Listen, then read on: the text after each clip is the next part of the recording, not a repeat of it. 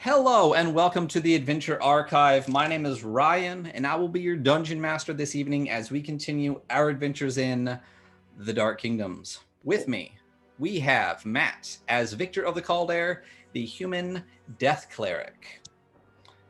We have Jess as Dariana Bloodright, the Elfmark Seraphage sorceress. We have Jason as Cutter the Faceless, the Derakul Rogue duelist. Andy as Nolam, the gnome, Knoll, divination wizard, mercenary creature. And we have Eric as Sylvester, the Dampier warlock, with his spine devil familiar Annie. The Dark Kingdoms takes place in the Midgard setting, which is published by Kobold Press. So you will notice some differences in some of the races, classes, features, and whatnot. If you have any questions about that, please just drop them into chat. And also, please be aware, this is an evil campaign containing evil aligned characters in a dark fantasy setting, and as such, may not be suitable for some audiences. Graphic descriptions of gore, murder, mutilation, and torture are fairly common. So, France, first of all, how is everybody? How are we doing? Great. Oh, so good. Oh, so ready good. to so get hit by me. 3 mummies. Doing great. There you go. Better than Cutter. I love the Nolam on the thing. It's fantastic. Sursa Victory coming in with the 7 months. We saw Janelle. Thank you for the resub from earlier, and Sursa, thank you for doing the resub. We've been doing this for 7 months, which just seems absolutely crazy to me. But it's really neat. Everyone can start getting those D10s. I think is what that is. Maybe it's a D10. So any new business at all? I think it's not really. I don't think so. Yeah. We I got can't imagine anything. we got great streams going. It's a good time on the Adventure Archive. We have a couple extra streams coming up. At some point we'll be doing a dwarf themed charity stream. Jess, we also got the community challenge for that. So at some point Jess will be running a game, and we hit our follower goal, which is 250, and I think we're over 260 now. And I will be running Tomb of Mercy by Sursa Victory at some point soonish. So multiple games coming up aside from our normal Monday, Wednesday, Thursday streams. But we will Speaking talk about of a lot Sursa, we should really run Victory Basics sometime, considering a bunch of us have it now. Absolutely. Yeah. Absolutely. So good. Interesting. The monster manual. Holy shit. Yeah. The whole box set is amazing. I've been digging through a lot of that, working on some stuff lately, and it is it's definitely good stuff. Let's drop that. I don't know if we dropped that. Did we drop that? Did we not do that? The Sursa in the chat, please go check that out. Go check out everything he makes and does. Tomb of Mercy is one of his tournament style modules I've been wanting to run forever, and now we get a chance to do it on stream for all of you guys, and I'm very excited for that. So he's got a new book coming out mid-June. Yeah. If I could, adventure book. If I could accomplish 1/10 of what he accomplishes, I could accomplish anything, but I don't. I feel like he's always working on 5 projects and always has one that's like either out or just coming out, like just perpetually. And it's great. It's great. It's like so elegant. It's like simple. If I have a whole shelf back there that's just all sorts of content. So I like how it looks like it's behind your the hidden shrine of Sursa. Yes, let me just open up the portal, children. So let's get that out. Sursa is a Baylor, so yeah. So if we don't really have anything new, what happened last time on Dark Kingdoms? Not me. I did it last time. Somebody else. Oh, new Thank follower. you for the follow. I feel Afterlife. like maybe like an Eric, because he's looking so handsome tonight. Oh, Yeah. nice. Good job, Marison. Well, I'm without filter tonight. Gorgeous. God, It happens. let's see. So the graveyard, that wasn't last night, correct? That was or last time. That was 2 times ago. So we That was made 2 it times down that. into the catacombs, Yeah. We did. We did. and we found this secret room, or Jason found the secret room behind a illusory wall with 8, I believe, gems being held by statues. Oh and yeah. piles of Yeah. floor. Piles of gold. And fearing trap, we left it be for the time being. And was it 8? Is that how many there were? Let's Am I see. right, wrong? They're gorgeous. We can count. I can move down here. So it looks like 6, but I don't know 6. if that's just the Yep. map. Yeah, Okay, 6. 6. Okay. So 6 rather large gems. We decided to leave time being. Made our way in through a couple extra rooms, and then we ended up in a room, and it kind of exploded in a dust swirl, sandstorm, typhoonish thing that ripped skin off my arm, And Victor, Victor's, and I believe. Qatar. All the purple people. Okay. And If we have a purple dot on you, you got flensed. gotcha. Yeah, we Ah, failed our save. Yeah, And Blade. I'm used to even. having skin torn off. I actually had 7 gems, just for the record, if we survived this. So Okay. we'd be rich. We will be rich. I think we're already rich. 2, 3, 4. Yeah, we never You guys spend are rich any as money. fuck, and you never spend any money. Money's So, overrated. Glory. Well, then the sand went down the stairs, and 3 mummies appeared next to an altar that had something gleaming on it that Jason was investigating. So he is surrounded now by 3 mummies after the dust disappeared down the stairs. that is a wonderful recap. Ah, So just to recap the recap and let everyone know kind of where we're at, the players are in Seawall, which is in the Southlands. They went by Shadow Road from far, far north in the Krakovar region of the Greater Duchy of Morgau in search of the elusive Archduke who has been kidnapped. They have found out that he is deep within the Ghoul Imperium and must stop some ritual from taking place, which could disrupt the entire world as people know it now. Once they got to Seawall looking for aid to delve within the Ghoul Imperium safely, since most of the party, more than half, is not undead. And a quid pro quo was offered. Some people less happy than others about it, that if the party figured out what was going wrong in the Grand Necropolis of Seawall, they could receive aid. What was going wrong is that the law of the land in the Grand Necropolis is that undead get it at night. They get to do whatever they're going to do. During the day, the living have control of the Grand Necropolis so that they can bury their dead. And lately, the undead have not been following that law.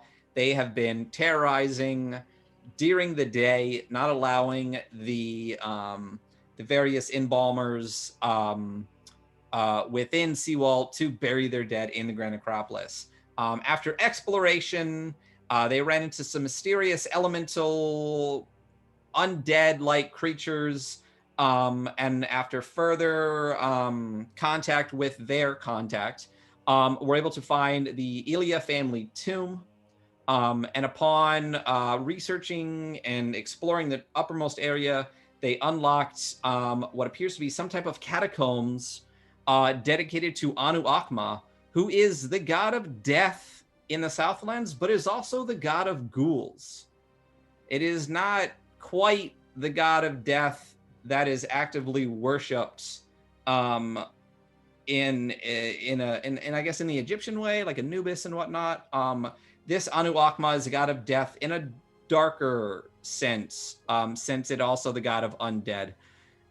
Throughout explorations, they have gone through some blade traps. They found a room where some creature has been smashed around and bloodied into bits. They battled some sand Anubians. They found the room with the gems the size of a head. And then once they entered this chapel here, A sandstorm blew through, strong enough to knock people down and to rip flesh from the characters. But as the flesh was being ripped off, each character had to pick a spell. Mm-hmm. And then those flesh bits swirled around and made their way down these stairs as the sandstorm abated. And as that sandstorm abated, three figures were standing there when it ended.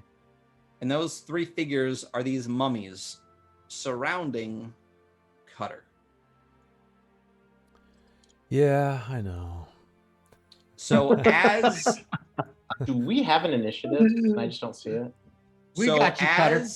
We got you. That's what I like to hear. Sorry. So as the sand finally settles, the wind escapes this chapel, your flesh burning those affected by it as sand is left behind. I need you all to roll initiative. All right. Click on. All right. There we go. You get to click your tokens. I did it this time. On it.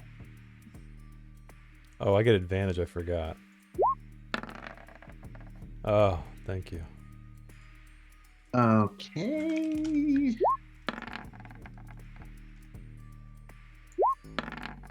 Oh, boo. Boo. Boo.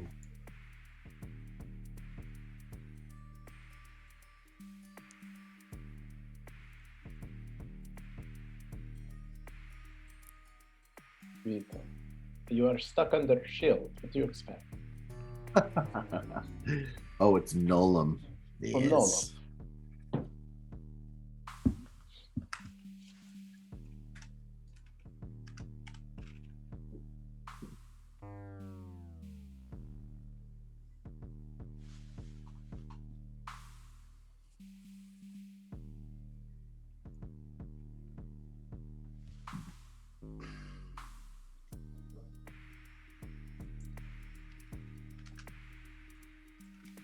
Digging this music.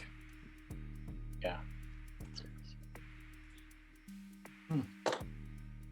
I feel like we're in a Shadowrun tavern or something. This music. So it is called.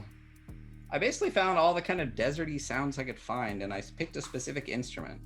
But this song is called Master Disorder. We'll switch it up to the other one here shortly. So, Cutter. Oh, of course he gets to go first. He beat me by 1. God damn it. As the sand dissipates and these figures rise up next to you, you are immediately hit with the smell you're accustomed to. It is the reeking stench of rotting flesh. This being slightly different, you also smell the wrappings that have started to rot around these three corpses. And I'm going to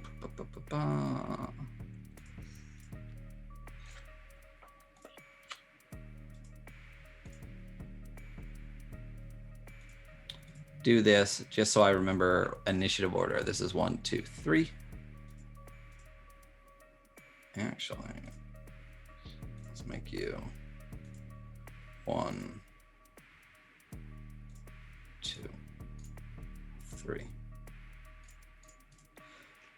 So as you're standing there, the one directly to your right, well, I guess to your left, if you're facing the altar, your token's facing this way. So its head raises up and it reaches out towards you. First thing it's going to do is bring this rotting hand up and strike down.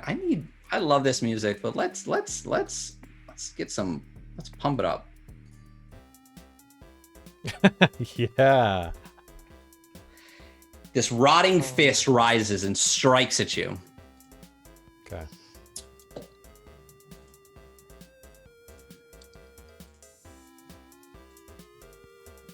with a 28 to hit. I assume that hits. Yeah, that hits. Yeah. So as this fist strikes you, you will take half of whatever you give me. 11 bludgeoning damage. Okay.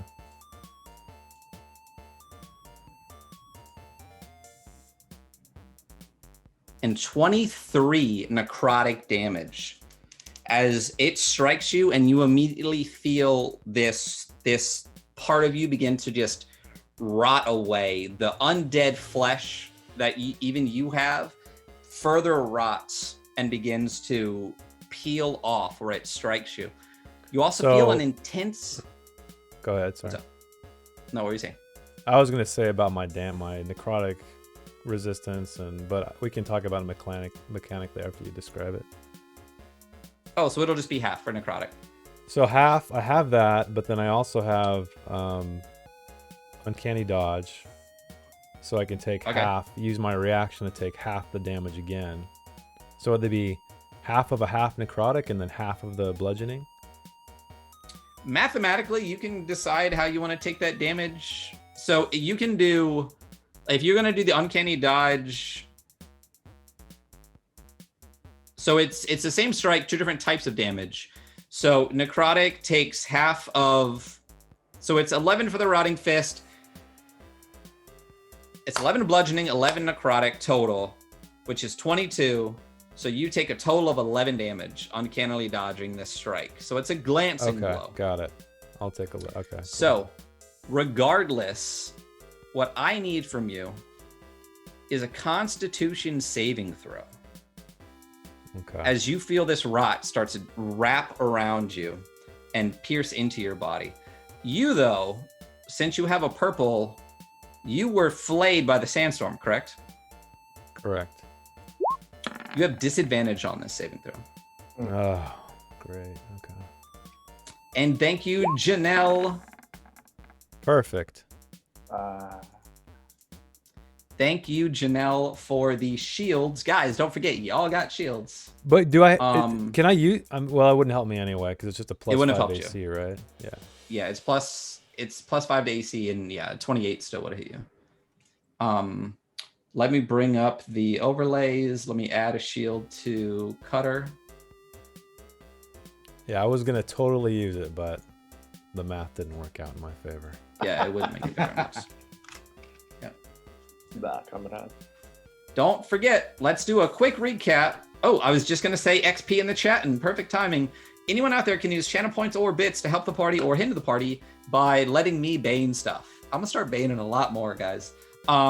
You can use bits or channel points to cast spells, bless, bane, false life, or shield, and they all basically do exactly what the spells actually do. You will see on the players, underneath by their names, the a bless is yellow, my banes are green, the the shields are pink. They have a blue cards and they have red cards. And it looks like as of right now, the only people with blues and reds on the board are Dariana with a red card, and green dots on the tokens are also inspiration. So don't forget you have inspiration. And here it can just be a reroll. You don't have to declare it beforehand. So use the things you have because you will die if you don't. If we can get a luck in the chat, we also use Nord Games Fate and Fortune cards for nat 1s and nat 20s in out of combat rolls. So you fail your Constitution saving throw, and you feel this overwhelming sense of death permeate through you. You have been cursed by mummy rot. But I'm already rotten. How does that work? So how this works is you cannot regain hit points. Perfect. What?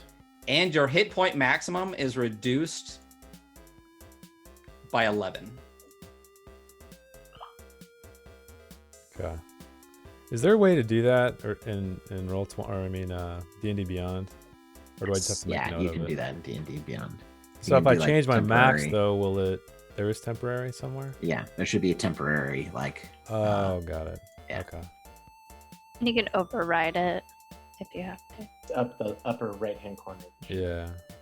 Okay. So sorry, how many minus how many my temp or my max?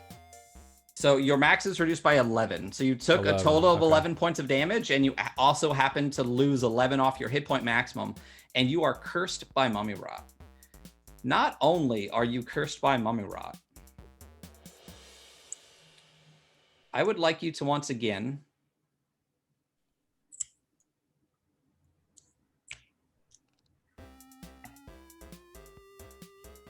A or B? Or roll a 1d2 in the chat.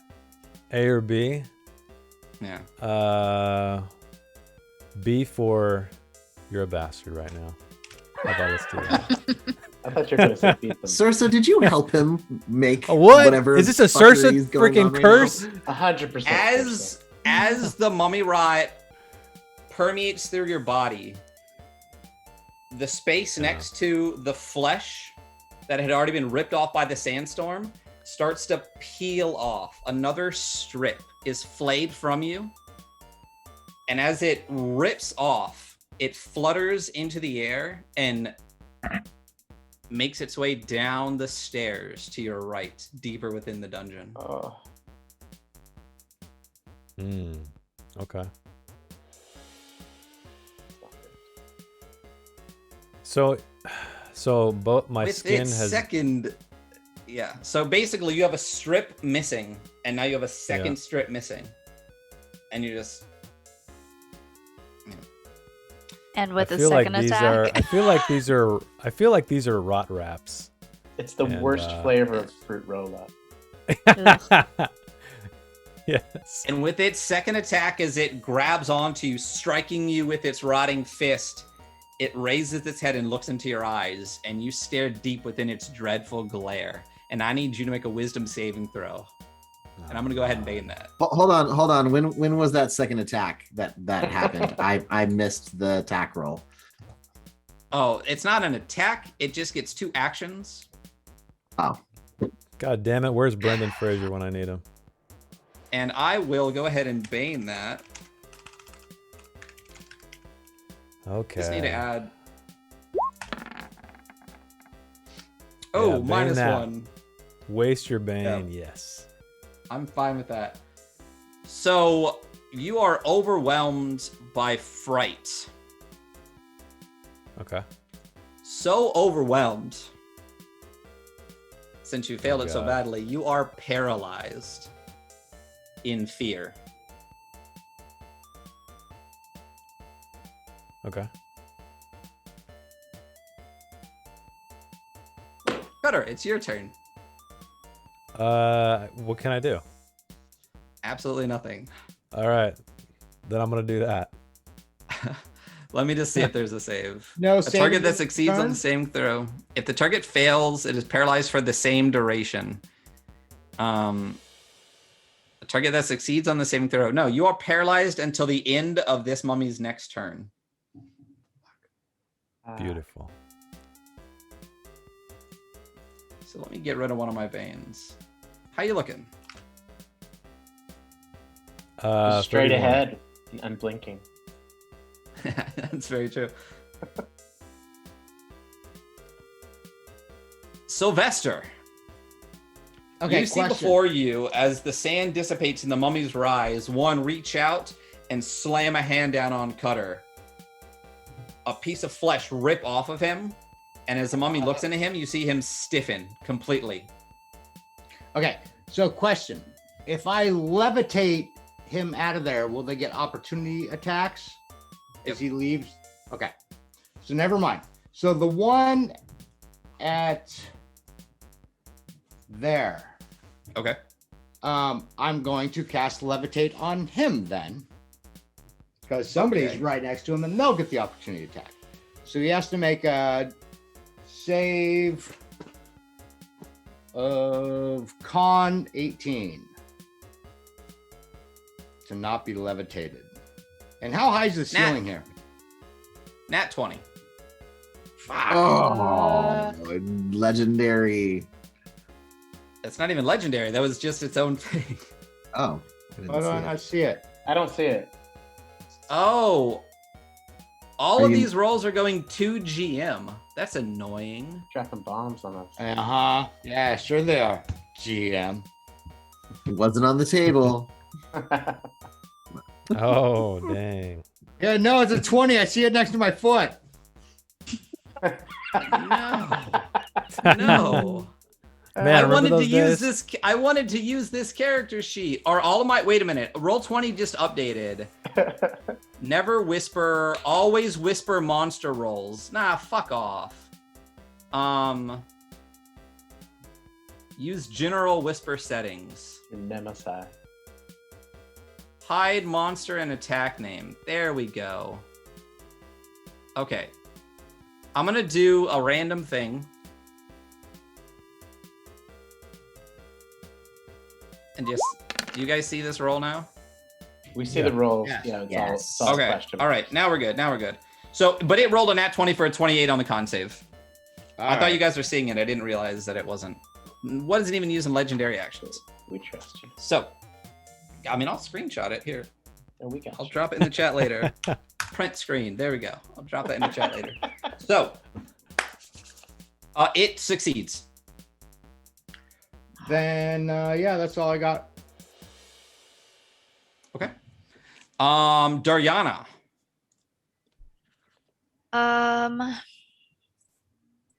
Let's see. I am going to.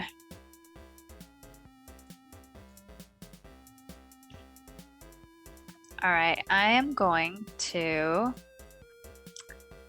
firebolt. Okay.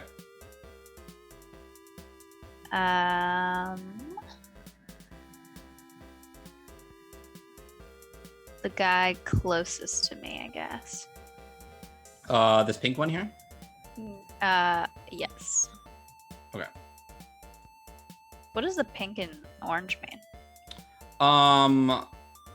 I actually messed that up. What I wanted to do was do this, and I wanted to do this. What it means for me is that the orange one was the first in initiative, the pink was the second in initiative, and the yellow was the third in initiative, so I don't get them mixed up. I see. I guess I could Okay. just name them. Okay. Actually, okay. Sorry. Yeah, I'm gonna firebolt. And I'll twin it. And I'll try to get the pink guy as well. Okay, all right. So, Sorry.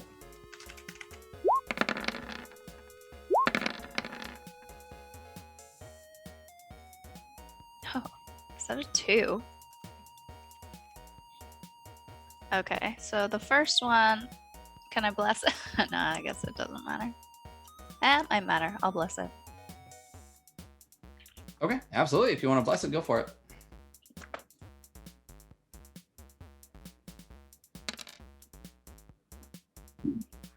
$12. 12 is gonna miss. All right, well then the pink guy gets 20 fire damage. Okay. All right, we'll take 20 fire damage off of this guy. Okay, so, time out. Wait a second. Hold on. As your firebolt races out towards this mummy and strikes it, you see actually a number of the wrappings on its body catch fire and continue to burn for a little while after, seemingly searing this thing. It, in a way that a noise issues forth. You realize the vocal cords are mostly rotted out, but it issues a noise, and it seems to take more damage than you anticipated, even with your firebolt. Ooh. Nice. I'm gonna step behind this wall. Okay. And that's it. All right. Next to act is Victor. So Victor, from where he stands, kind of sees this going down, and he realizes that with his buddy now completely paralyzed. This is the first time where he can use Turn Undead without totally fucking Cutter. And so he's gonna cast the spell, gosh,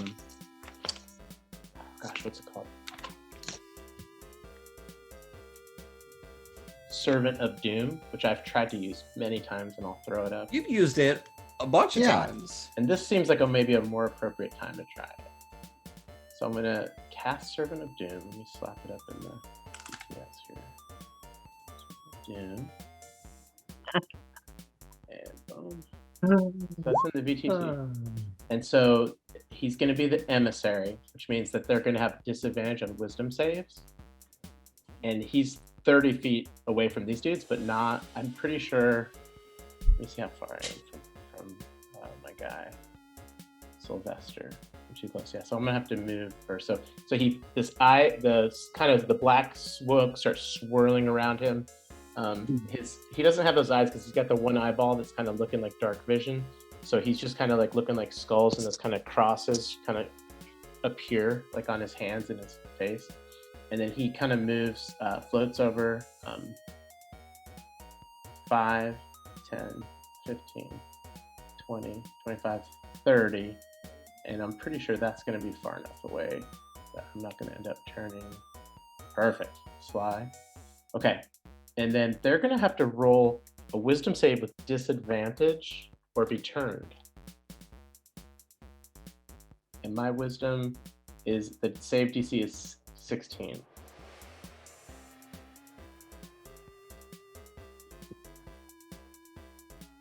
Okay. Give me 1 second. I think I have a turn undead thing. I can slap it in there too. Why do they get disadvantage? Because of the spell I cast. Describe what you look like in more detail right now. Yeah, you got it. So as I cast the spell, I basically, the blood in my veins started turning black, essentially, and I already had that extra eye in the flesh, but like around it you could kind of see like little the rune of Chernobog kind of thing, where it's like that kind of triangle of bones with the skull on it. And then I started floating essentially, and like there's kind of black necrotic kind of energy swirling around Victor. He actually has True Sight. I don't know if I know he's already seen Sylvester with True Sight, but he has True Sight out to 60 feet at this point.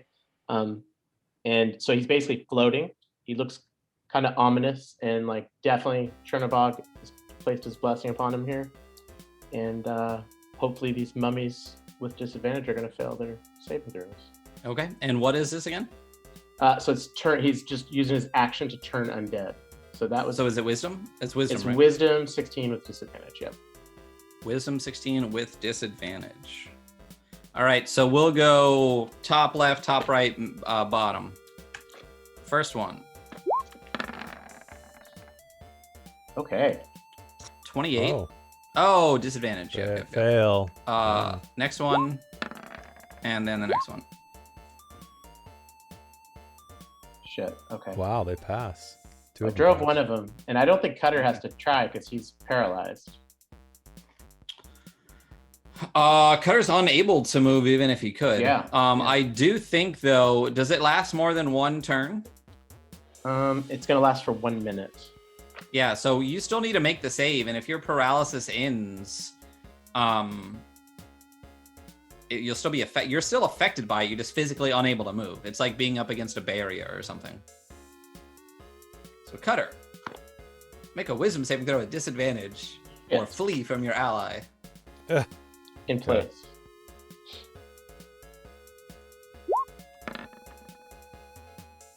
There we go. Dang, I passed that one. 17. All right, what was your DC? 16? Yeah, yep. All right. So, it was this person, the one that had struck Cutter with the initial rotting fist, that got turned, and by turning, what do they got to do?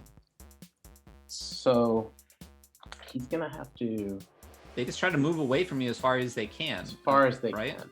Yeah. So it's a turn creature spends all of its turns moving as far away from me as it can. It cannot willingly move to a space within 30 feet of me.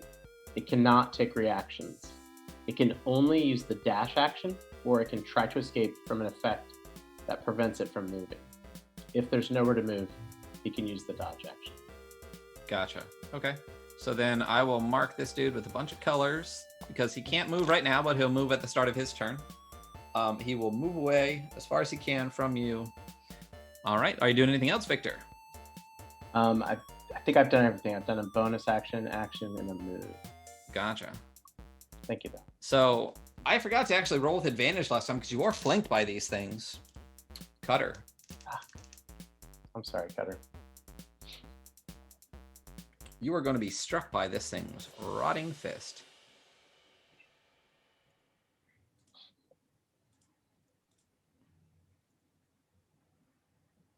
With advantage. Wouldn't they have advantage now because he's paralyzed as well? They get double advantage. Double advantage. Shit. What is the key that gives advantage? A shift.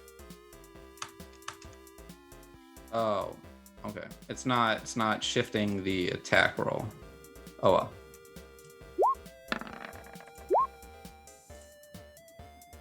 Oh. Yes. And Yep. yes.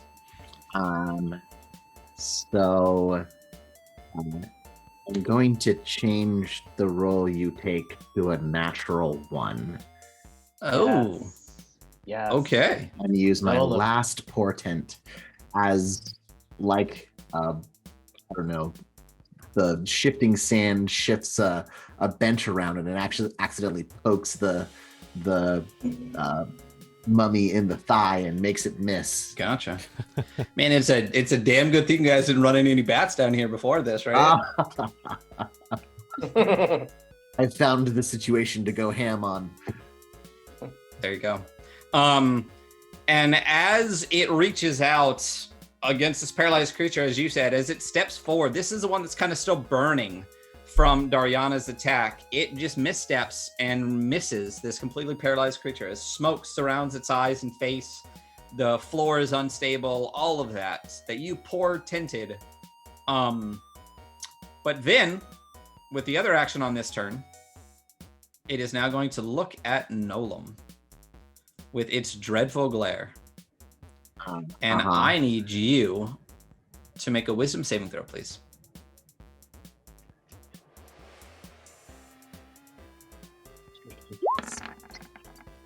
Oh, what? As Nolam reaches out, altering fate to protect Cutter, the mummy swings its gaze towards you, and you are paralyzed in fear. This is not a spell. This is a correct. It's a feature, yeah. I don't know why there's a roll on it. I think it just puts a roll on everything. But yeah. So, until the end of this mummy's next turn, you are paralyzed. Great. And this mummy is going to take a swing at you with its rotting fist. Of course. Of course. With advantage because you're paralyzed. Did the second one go through? Yeah. Oh! Yep. Unfortunately. Yep. And it crits. And it crits. So, you are going to take... let's just do... I'm sorry. I have advantage on wisdom saving throws against magic. Better roll Hey. again. Come on, beat him. Bless it, baby. Oh, yeah. And I'll bless it just to be sure. You 18. You lucky man. Yeah. It's still not gonna. Nolan. It's still not gonna stop a crit from hitting me, but But you're not paralyzed. oh, that's true. So you wouldn't have advantage, yeah? So it'd be a 23. I mean, wouldn't 23 's have still gonna hit me. advantage. 23 would still hit me though. If I yeah. didn't crit you. but it's not a crit. You did get rid of the advantage. The first roll was a 23, not a 29, not a nat 20. So you will just take normal damage. Oh yay, normal damage. Which is Janelle is screaming at you, Beatum. Oh, it's way too late. He already blessed shield super late. wouldn't have helped me anyways. Okay. It would not have stopped a 23 from hitting me. So you take a total of 13 bludgeoning damage and 19 necrotic damage. No. What the fuck? What am I doing? What am I doing with this? No, I did hit you. I'm hitting you with things. I hit you with my rotting fist. Yes. As the hand reaches down and claps onto your shoulder, you also feel this rot strike you, this imminent feeling of death as this stinky rotting hand slaps upon your shoulder, and you take all that damage, which is what, like 32 points of damage? In addition, please roll me a Constitution saving throw, and I'm obeying it. Okay. Ooh, just a 1.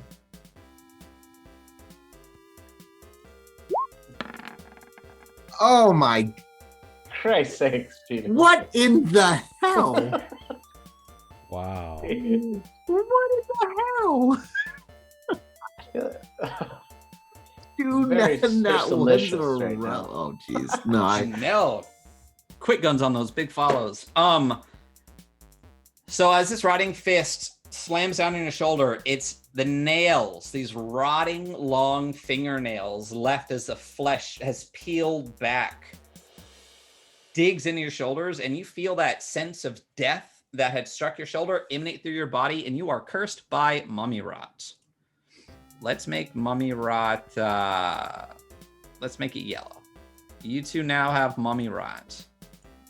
So I can't heal, and I am down. You cannot regain hit points, and Not your hit regain. point maximum is reduced by 9. Okay. No problem.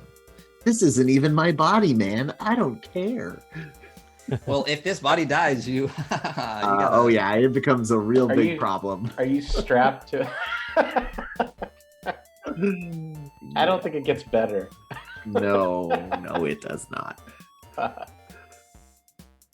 Whew. Okay, Jesus. so Nolan. Okay. Nolan, I'm going to draw a weapon as a free action, if that's okay. Is drawing weapons a free action? Sure. I can't remember. Okay. So he reaches down into his bag of holding and pulls out a black two-handed sword. And then he's going to cast a spell I've never cast before. He's going to cast Tensor's Transformation. All of a sudden, this like red aura just like erupts around him, and he just goes, "Oh!" You can see like the red lines like around him. And for the next 10 minutes, I gain 50 temporary hit points. So we'll see how that works with the mummy rot. I have advantage on attack rolls. I add 2d12 to my attacks, and I'm proficient. I have more attacks potentially, and I can get tired. So I just go, Kaioken times 3! And it takes my entire turn to do that as I power up. I don't even get to attack. Can you cast that What's into your power D10 for level? me?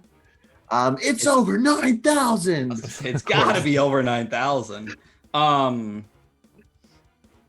He has become the Times 3. Avatar of Trinabog. He is killing, not healing. You gain 50 temporary hit points. Okay, so this says you cannot regain hit points. Does not say you can't gain temporary hit points. So Okay. you have 50 temporary hit points. Hell yeah. I mean, as far as I've always known, temporary hit points are not the same as hit points. And if you cannot regain hit points, it doesn't say you can't gain temporary hit points, so we'll give you that. You have advantage on attack rolls with simple and martial weapons. So only some not spells. I can't cast spells for the duration of while the spell's going on. Gotcha. Cool. All right, I'll take it. So, and is that it for you, Nolan? Yeah, I can't. That was my whole action, so I can't do anything for the rest of the turn. I'm just like powering up.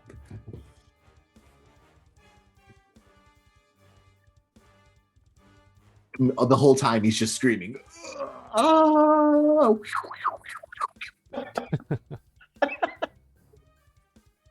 Okay. These guys didn't take damage. I just have them in the wrong order in the way that they went. It didn't matter the initial order. So this guy is actually turned. And as far as turning goes, he pretty much just needs to run away from the Avatar of Chernobog, if I remember correctly, right? Yes, sir. Okay. So he's booking it on out of here. 5, 10, 15, 20, 25, 30, 35, 40. That's as far as it goes. As it dashes away from you. Slowly. Not quickly at all, Like as a it is mummy, unable a to mummy. move that fast. Yeah, its movement is quite slow. As its turn ends and as it flees from you, Cutter, your fear dissipates from that specific mummy, and it is your turn. So do I have to do another save to try to be unparalyzed, or does it end? I can't remember. No, what it just said. ends at the end of its turn. Okay, So I you are can't do anything. unparalyzed. Oh, I'm unparalyzed. Yeah, you are Okay. unparalyzed. At the end of its turn, your paralysis ends. He happens to go right before you, so you are up. Got it. So I am going to disengage.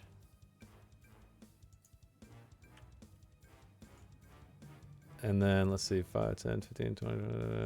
I'm just going to dash out here and end my turn there. Okay.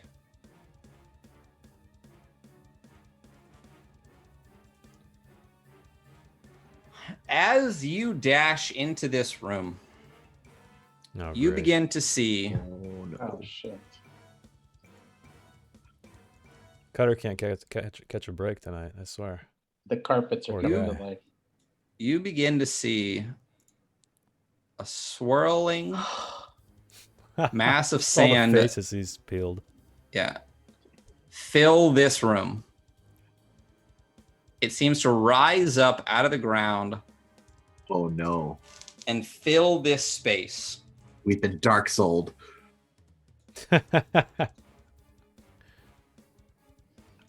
It does not fill the space entirely on this turn, but you get the sense by the next turn, this sand rising up, reminiscent of the sandstorm that started this whole thing off, leaving mummies behind, is now rising behind you, seemingly pushing you back towards the battle. Sylvester, what are you doing? Mutes in the chat, please. Mutes in the chat. Add one to the not. Add one to the not Ryan Yeah. counter. Could we add one to the not Ryan counter? We need to add that to the overlay, I think. As I was saying, The mute counter. and Yeah. y'all couldn't hear me for whatever reason. That one off to my left. Again, I'm gonna cast Levitate on it. Okay. And how tall are the ceilings in here? I believe they are 30 feet, Okay. 20 feet high. Okay. So he has a DC 18 con save. Okay. Constitution saving throw is a 15. It fails. All right. So I'm gonna rise him up, not high enough where he can touch the ceiling, and away from the wall a little bit, so he can't push off. So not quite high enough where he can touch the ceiling, can't touch the wall, can't touch the floor. Just kind of like out, kind of hovering. Okay. Yeah, absolutely. And that's where he is. I'm gonna have a seat. Are these pews kind of? They are, and there seems to be only a few left intact. How's the one next to me? looks fantastic. Okay, I'm gonna have a seat right there and just kind of holler out. I've got this one. Okay. Watch it be. Do a little target practice on this guy. Let's Whirling sand. What? What? Let's add something. Let's just put like a net on it. Yeah. You can't really see that at all, but let's throw that on there. Okay. Just so it's another thing. All right, Dariana. As you're standing there, you see Cutter rush into the room, and as he enters the room, you hear that like sifting of sand rising behind you, and as you turn, you see it rising to fill the doorway behind you, and then start to swirl and spiral into the room that you're in. What are you doing? Going to see it and yell, "Fuck, hooray, Kata, let's go." And I'm gonna go over here. I think I could go here. No, I can go there. I can't go until my turn. Okay. And then I am going to cast. Victor, they're 5-foot squares. I know. Diagonals are still You're 5 the only feet. one that sees it, though, right? I'm just I measuring don't it know. now. I'm gonna cast Scorching Ray. Okay. And I'm gonna twin it. Yeah. At these two guys that Sylvester doesn't have. So These two. Okay. I think that's 2 rays each because at It was right? No, three 3 per. rays. Yeah. And then twins, so 6 each. Right? Okay. Wait a minute. What is the total number of rays that one spell gets? 3. So you have Oh, wait, 3 so on 3 one and each. 3 on the other. Okay, got Yeah. Okay. But you critically fail. I'm gonna use my inspiration and reroll. Good idea, because I was going to take away your second attack for crit failing. So, yeah, just do a full reroll. Come on, Darian. You critically failed for 4 damage. You strike. So, I don't feel like these are correct, the way that this rolls out. Am I wrong with that? It only rolls 2d6 for your fire damage? Each ray should be 2d6. So, it only rolled 1 ray. Okay, so I need to roll 5. You need to roll me 2 more? 4d6. Roll me 4d6, and that'll be on 1. And then roll me 66, and that'll be on the other, because it's 2d6 per ray. You have 2 rays left, so that's 4d6, and then 66 for the 3 rays on the other. And if Okay. I'm wrong, I hope it's in your favor. 46. You want me to roll right now? Yep, just roll 46. Okay. So, total of 24 damage on the first guy.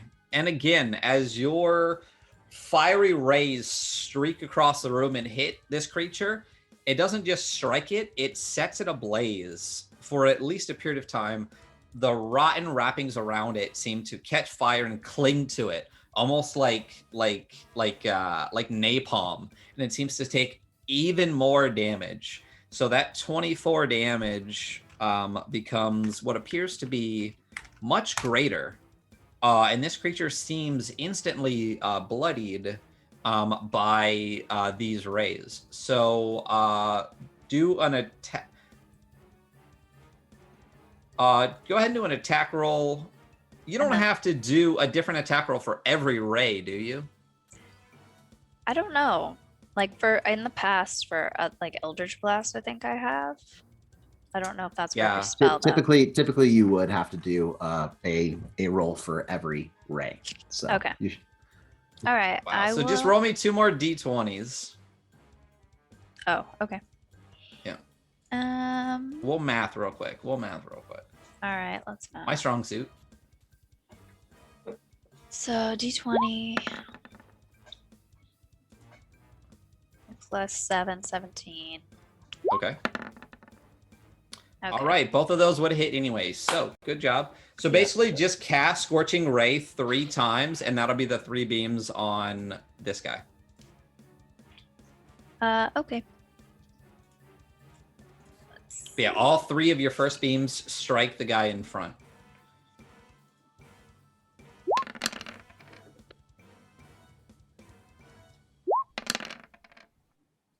Was that 2? So I see damage, but no d20 rolls. Oh, you need me to roll d20 rolls? Yeah, so it's not just a damage you roll. You have to roll to hit each ray. Oh, every single ray. Okay. Yeah. Jeez. All right. So you can just roll 3d20 and we'll just add the modifier to each one. So just slash roll 3d20.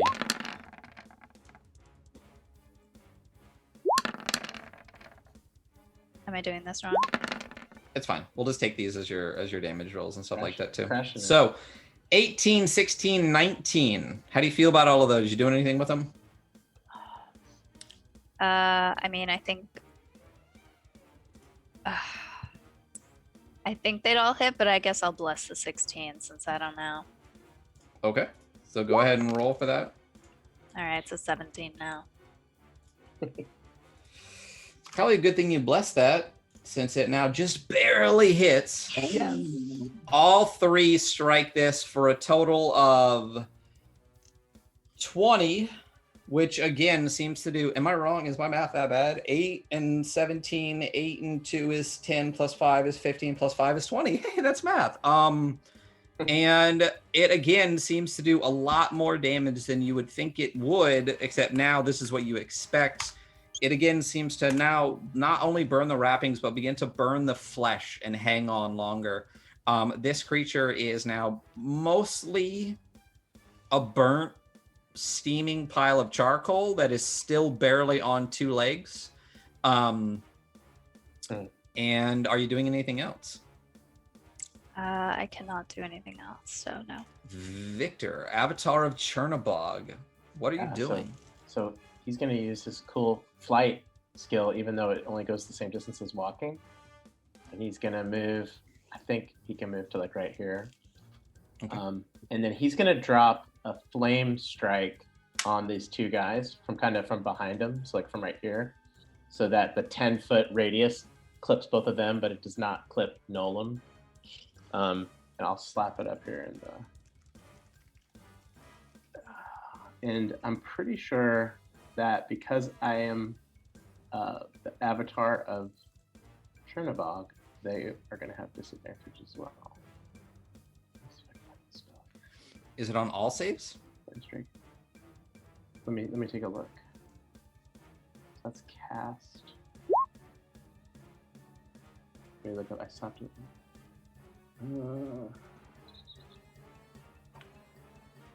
Oh no, sorry. It's only on wisdom saves, and this is going to be a dexterity save. So no.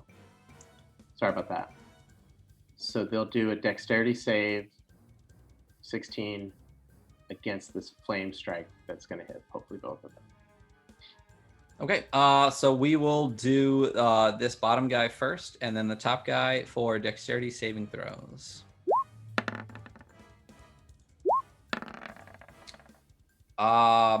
Okay. They both fail real bad. Okay, sweet. So I'm hoping that it's like a combo of fire and radiant. So 10 fire, hopefully that's a little more than that. And then 11 radiant.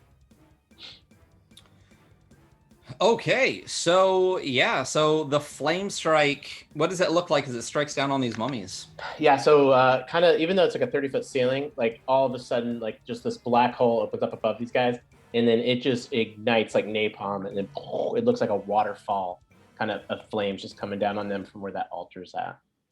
Absolutely. So 10, let's take off minus what that looks like, and then we'll take off an additional what that looks like, and then we're gonna just not even worry about that math. And that charcoal on 2 legs, the first one, as this fire fall seems to subside, is also just blackened to a crisp. One arm has fallen off of it. but it still seems to be hanging on. The one in the back, when the flame disappears, is just gone. All you see is a smoking pile of char on the ground in the back. Woo! Are you doing anything else? I'm pretty sure I've done what I'm able to do. Thank you. Okay. This one, with its one good arm still there, is going to... How high are you up in the ceiling?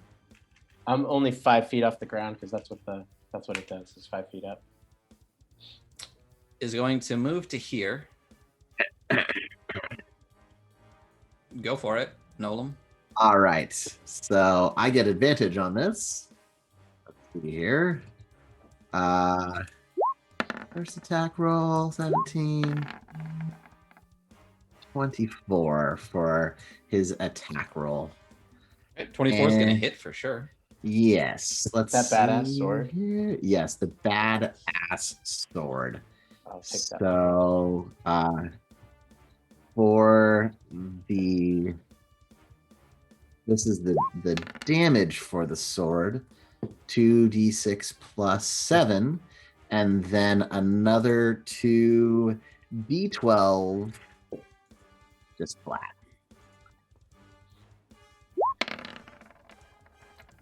So 22 damage, 11 of it forces. He just whops the thing with this great sword while he's And what kind of screaming. damage? Oh! What kind of damage is the first part? So it's slicing, and it is magic. It's a magic weapon. Okay. All right. So, as you slice through this thing, you actually slice off a huge chunk of it. At this point, from the shoulder down, where it was, basically it's just a head and half of a torso on 2 legs. But what's left stumbles forward. Terminator. And grasps onto Victor's foot floating in the air. When he grasps his foot, I'm not sure which is better to use. He's got that Percazza reaction, which will give him disadvantage. Is this like a melee attack? It is melee attack. Okay, so he's just going to slap one of those shields on him, just because I'm running out of spells. So he slaps one of those +5 AC shields on So him. you're using one of your shields. Yes, please. I think All right. you said I had 3, I think. It looks can't like see. at this point you have you have 3, so you have 2. Down to 2. Cool, thanks. So what is your AC with a +5? So 24. 24, and you have disadvantage. It has disadvantage to hit you? I don't think it does, because my thing, it only gives like disadvantage to react to me, but I just had reread it with you. Yeah. And I don't think it protects me from him. It basically screws him, it doesn't help me. Gotcha. So a 15 is not going to hit you. Sweet.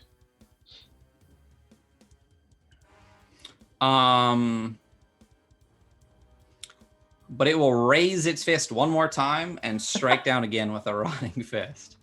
Gotta use what I got. As the Terminator, man. Oh, thank God. An 18 without the shield would have hit you, correct? It just would have missed, actually. It just would have missed. So it grasps onto you, sees it doesn't have a reaction, reaches back, slaps down on you again. Once again, nothing. And the arm just like falls away to the ground now. Literally falls off of its body and lands on the ground. It is Nice. literally just half of a torso on legs swaying. Oh my gosh. Nolan.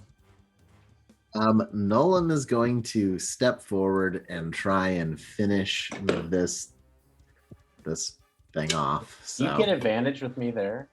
I get advantage on all melee attacks anyways right now. So Nice. for his first attack, he just swings down on this thing. He's no warrior, so he just like the 19 hits, correct? Yeah, just it's Okay. It's, Nice. it's a 28, walking- 28 damage as he just whomp. As that arm falls off and there's just that top torso part left, you literally just strike from the side and just cleave whatever torso there was from its legs, and it all just falls down onto the ground, crumbles in front of you. Beat him, laughs, that weird hyena laugh. And then he moves towards the other one. Gotcha. Are you doing anything else? Nope, that's about as far as he can get. Does this one get a save, Sylvester? Are you talking to Victor? From what I'm reading, it looks like it's a one-time save deal for levitate. You can check it again, but want me to throw it here? He should be running too, He physically is incapable. because he's floating. That's right. His mummy legs are just slowly churning. Here. Remain suspended for the duration. The spell can levitate a target that weighs up to 500 pounds. Yeah. So as far as I can tell, he's just Do you speak Nurian, no. Sylvester? Oh. Yeah, so he's just up in the air. Yep. Yeah, he's gonna Doggy Just- paddle. just with his feet just kind of like try to mummy away. Cutter, you're up. So what's the sand doing? Is it just hanging out there? Oh yeah, I forgot. At the top of the round, this entire room fills with sand. God damn it. Why you Okay, gotta so push? I guess I was pushed out then, or am I just drowning in You sand? at the start of your turn, you are engulfed in sand. You don't have to breathe, so you don't really need to do anything for that. But if you stay in here, you begin to feel the sand pulling at your flesh once again. All right, do I need to roll anything to attempt to move out of here? If you move out of here now, I would say that would be, your movement for the start of your turn, but you don't need to roll anything currently. The room is being filled completely as you go. It is not filling completely. So I would say you assume in 6 seconds, the room will be filled and you will be trapped within it. Got it. Okay, so I'm gonna just dash out as far as I can go. If I have to double dash, I'm gonna double dash way over here and end my turn. Okay. All right. Sylvester, what are you doing with your captured mummy? Well, I've like I said, I sat down in the little pew here. And Chillaxing. going to probably just hit him with some Eldritch Blast. Okay.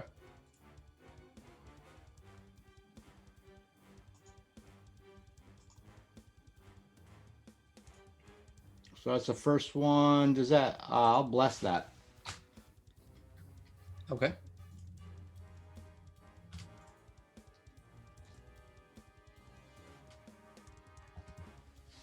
Ew, 15. A 15. Well, so here's the thing.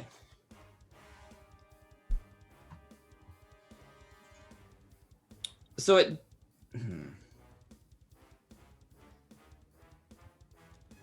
I'm gonna make a fun DM ruling just because I fucking feel like it.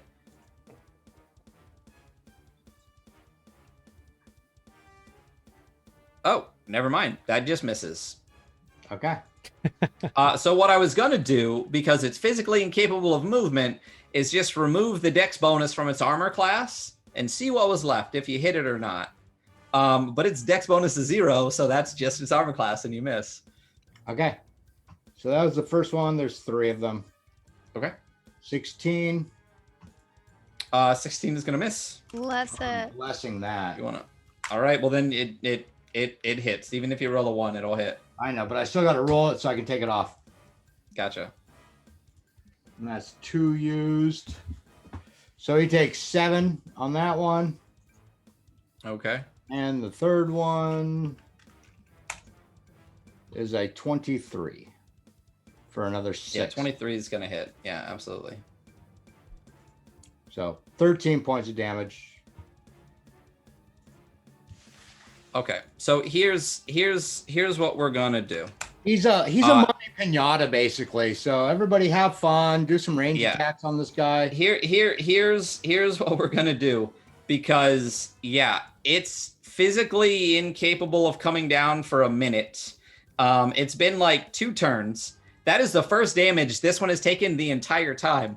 So we can sit here in initiative and knock off the big number of hit points it has, or you guys could just describe what you do over the next 30 seconds to destroy this thing, starting with Dariana. I would firebolt him. Okay. I don't care about rolls. I don't care about anything. So just describe to me. Oh, sorry, real quick. Baby beat 'em break. I throw a baby at it. Ian, yes, the baby can kill the pinata mummy. Yeah, kill the pinata mummy. Can we get the Nolam on the baby? Oh, of course. Say hi. Say hi to Oh, so everybody. creepy. Say hi. Terrifying little waving. It's ball. alive. Hi. Yes. I wish he could do the jackal laugh. That is awesome. Oh my god, I Aw, love he looks so cute. Yeah. Aw. All right, so buddy. Cute. I'm going to step away for a moment. Just a moment. that. No worries. Gotcha. I love Yeah. outstaying on him. I know. Oh my god, That was Sursa. great. Baby boss from Blasphemous. As a cow peels open and Andy's child steps out of it. So Dariana, fire races from your fingers and engulfs this creature. You see bits of it actually start to fall off. Victor, I don't just Victor kind of just reaches out, and you see that black dark hand from Chernobog reaches out and just kind of grabs around this guy's neck while his toes are floating in the air. Gotcha. So as it's burning and chunks of it are falling off, these black hands reach out and are just strangling it. You see the neck stretching and stretching as the hands dig deeper and deeper into it. Nolam, is there anything you'd be able to do with this thing 10 feet floating in the air? I have a giant 2-handed sword and I'm 7 feet tall. I'd probably be able to whack it.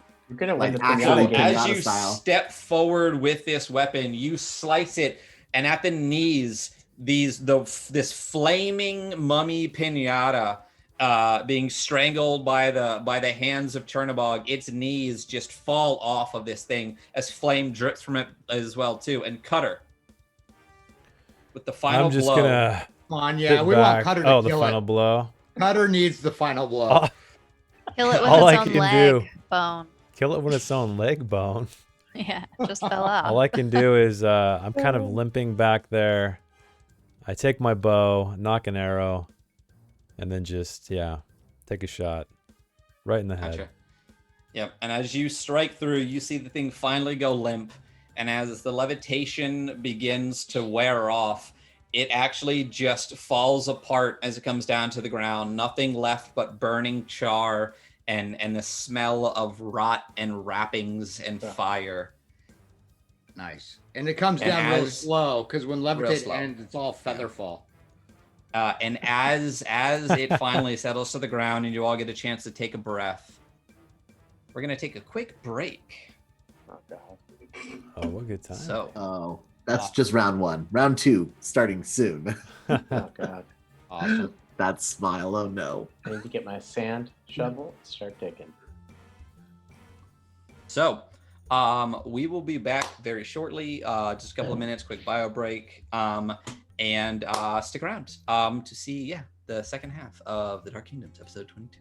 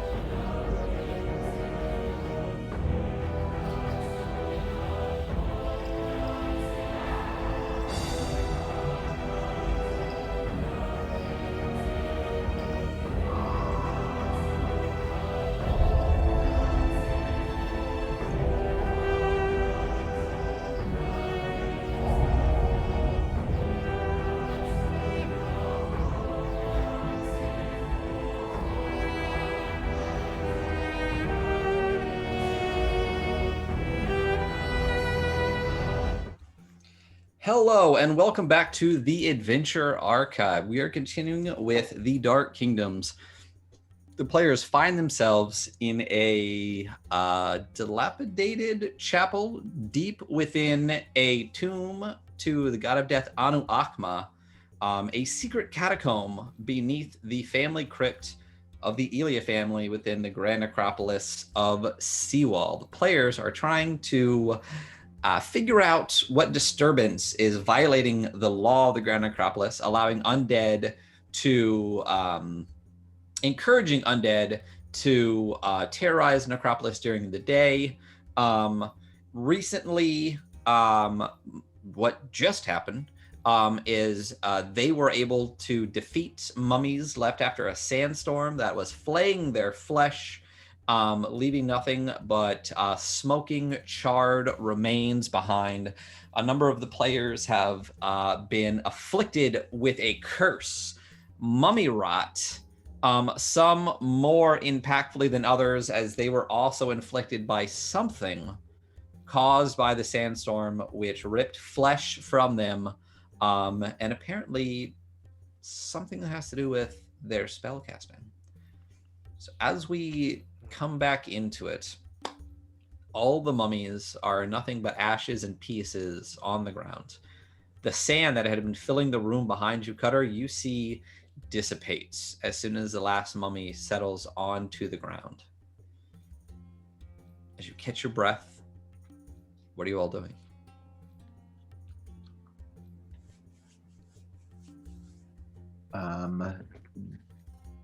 What Nolan. happened to our skin? I'm gonna go check on Cutter. I'm going over to him. Beatum, do you know anything of this flying flesh?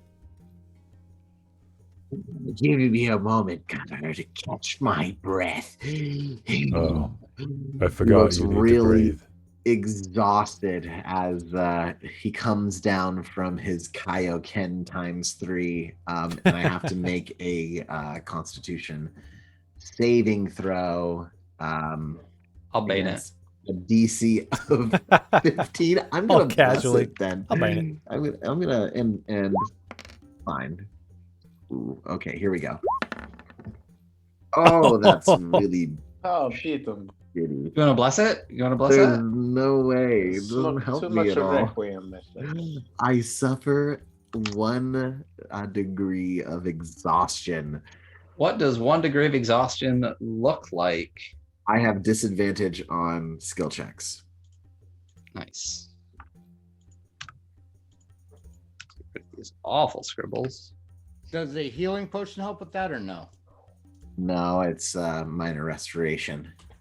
I have no high level spell slots. So Pretty to good. Cutter then, as Beatum's limping over to us, I'm gonna give Cutter a potion of greater healing. Well, I can't heal. Although I Oh. know that's meta. Get the mummy route. Work for you? Would I've known that? No. Would he have refused it? I He mean, wouldn't know it either. Yeah. Yeah. All right. All he knows is that he, on top of the standard, like just feeling dead, he feels a sense of rot taking him over. He feels his undead flesh peeling and almost drying out, and he feels this dread kind of coursing through him. And that's really all that he feels from beyond, you know. And it seems to be radiating from where you were touched. So, bummer. Where Well, did you that's touch, you, Cutter? Yeah, where did the Batman? Everywhere. Oh God. My arms are losing flesh. All right. I don't feel very well. Nolan, As he says that, you do notice, you know, each of you, Victor, Cutter, and Sylvester, you had a solid chunk of flesh peeled off of you by that sandstorm. And next to that, Cutter has another one missing. At this point, half the flesh on his arm from basically from the top all the way around to the bottom, from elbow to wrist, is just missing, and you see the exposed kind of dead muscle and sinew beneath it on his arm, and each of you see, the same on yours. You all aren't looking so good. I suggest we rest here. Beat him, hunches down, and uses his back leg to like scratch his neck and his shoulder. I'm fine. I don't know if Cutter is turning into a mummy. Oh, these damn itches. He also has this weird shit on his shoulder. Victor kind of Please. floats down and like comes back to quote unquote normal, and he's looking at his arm, and then he's looking at Beat him because you're behind the shield still. Oh, beat him? Yeah. Yeah, and he can see that Beat him looks like he's been in a drug den again, and just is so exhausted. And he's like, Sylvester, we have to get out of here, figure out how to heal ourselves before come back. I do not think we can go deeper. And then he's just looking at his arm and just, I mean, he's kind of thinks it's cool on one hand because like it's like necrotic and weird looking, but on the other hand, like he knows something's not right. Nolan's gonna walk over and look into this room. Is it still all covered in sandstorm stuff? Oh, It is not currently, but as you step into this hallway, you hear sifting sand begin to rise. oh shit. And the farther you go in, the more that sandstorm seems to pick up. I think we are forced to go forward, Victor.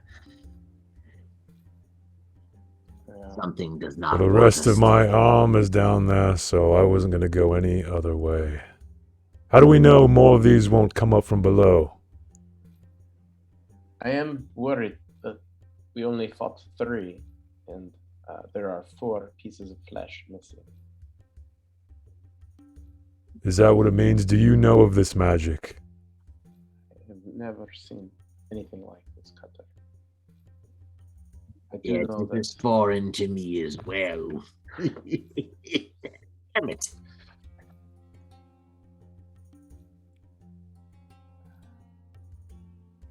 Well, Well, So because before we take a rest, I think this seems like a time that Victor could actually take a moment with Chernobog, since he's at a death altar temple, and kind of reach out to him and ask for some guidance. He's got that strange thing that he could do where he can ask for divine intervention. So as an action, he can request Chernobog's aid.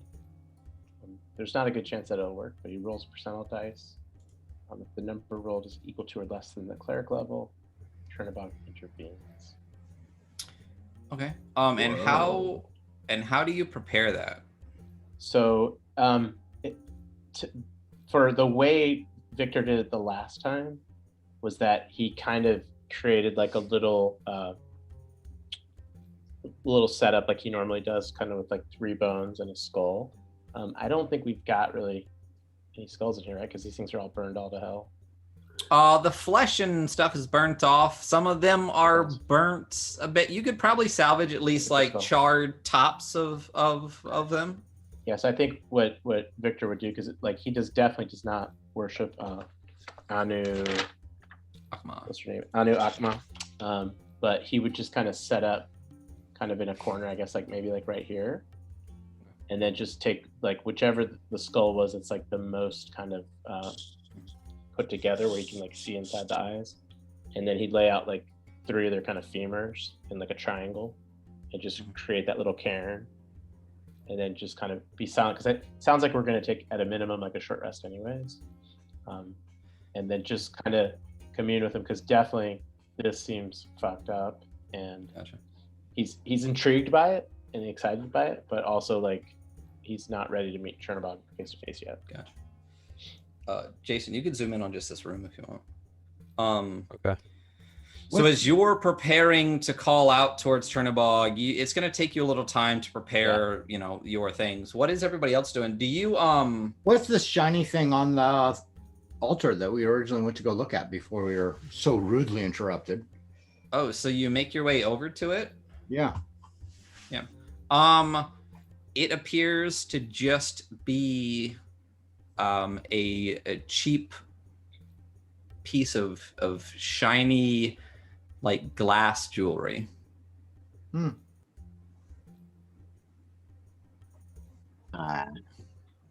Okay.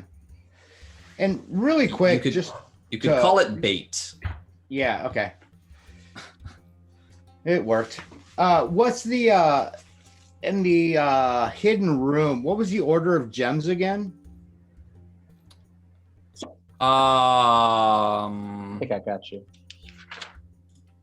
It was diamond number 1, black opal number 2, turquoise number 3, amethyst number 4, emerald number 5. You're quicker than I can write. Oh, do you want amethyst 4, emerald 5, ruby 6, sapphire 7. What was 6? Ruby. So 7. That's what I had, unless Ryan had something different. I feel like, were there 7? Because you had diamond, opal, something that was 1, turquoise. 2, 3, 4, 5, 6. There's 6. Yeah, I was Okay. gonna say there's only supposed So to be whatever, something was turquoise, that must have been a. So I had diamond, opal, amethyst, emerald, ruby, sapphire. For I sure. will find it. I will find it.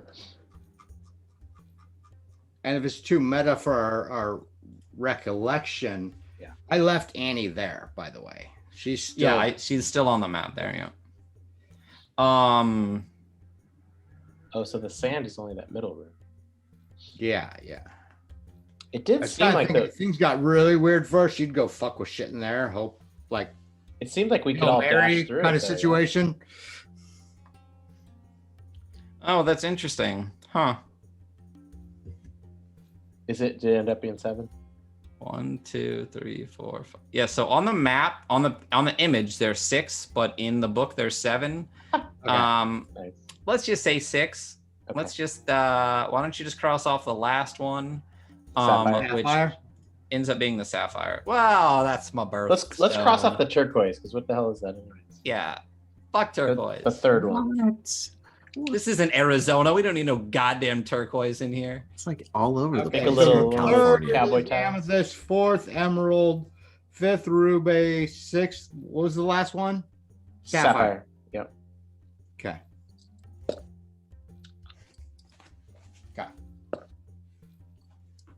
Sorry if you're from Arizona, anybody. Without doxing you.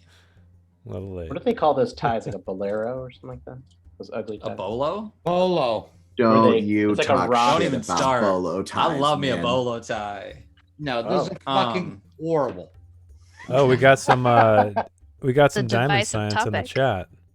Oh, diamonds. Yeah, The in the weight exactly. of a Look at this. 6-inch We have a cube of diamond calculation. is about 27 pounds. It's about Oh, 3.5 damn. times heavier than water. So it's not a cube, it's an egg. So we could probably reduce that by a third. So it's still like a solid 18, let's call it 21 pounds. Of course, it's Cisco, It is 21 pounds. my buddy from Duke. Oh my It's God. 21 egg. pounds. It's 21 pounds. Of course it is. Yeah. That's how the math works for me. We'll call it Fine. 21 pounds. 21 is a third of 27, right? It's close enough. So, did you give that potion to Cutter? Yes, I did. I already took it off my thing. Cutter, did you happen to imbibe this potion? I mean, I don't see why I wouldn't, unless you. Okay. There's some kind of reason why I feel like I wouldn't. No. So as you drink down this potion of greater healing, I die. you've taken potions of healing before. You usually feel like a warm essence, trickle through you, a pleasantness, a warmth seem to suffuse you, and a healing sensation, and none of that happens. As you drink down this healing potion, all you taste is ash in your mouth. That's the worst. Is this a joke, Sylvester? This tastes like nothing. I feel the same. Well, I have no idea. I hadn't sipped of the potion before. As far as I was aware, it's a potion of healing. Greater healing at that. And I wasted it apparently on you. Well, it greatly tastes like ash. Just out of curiosity, does anything not taste like ash to you? Because when you're eating ash, you know you're eating ash. Of course. I have no idea.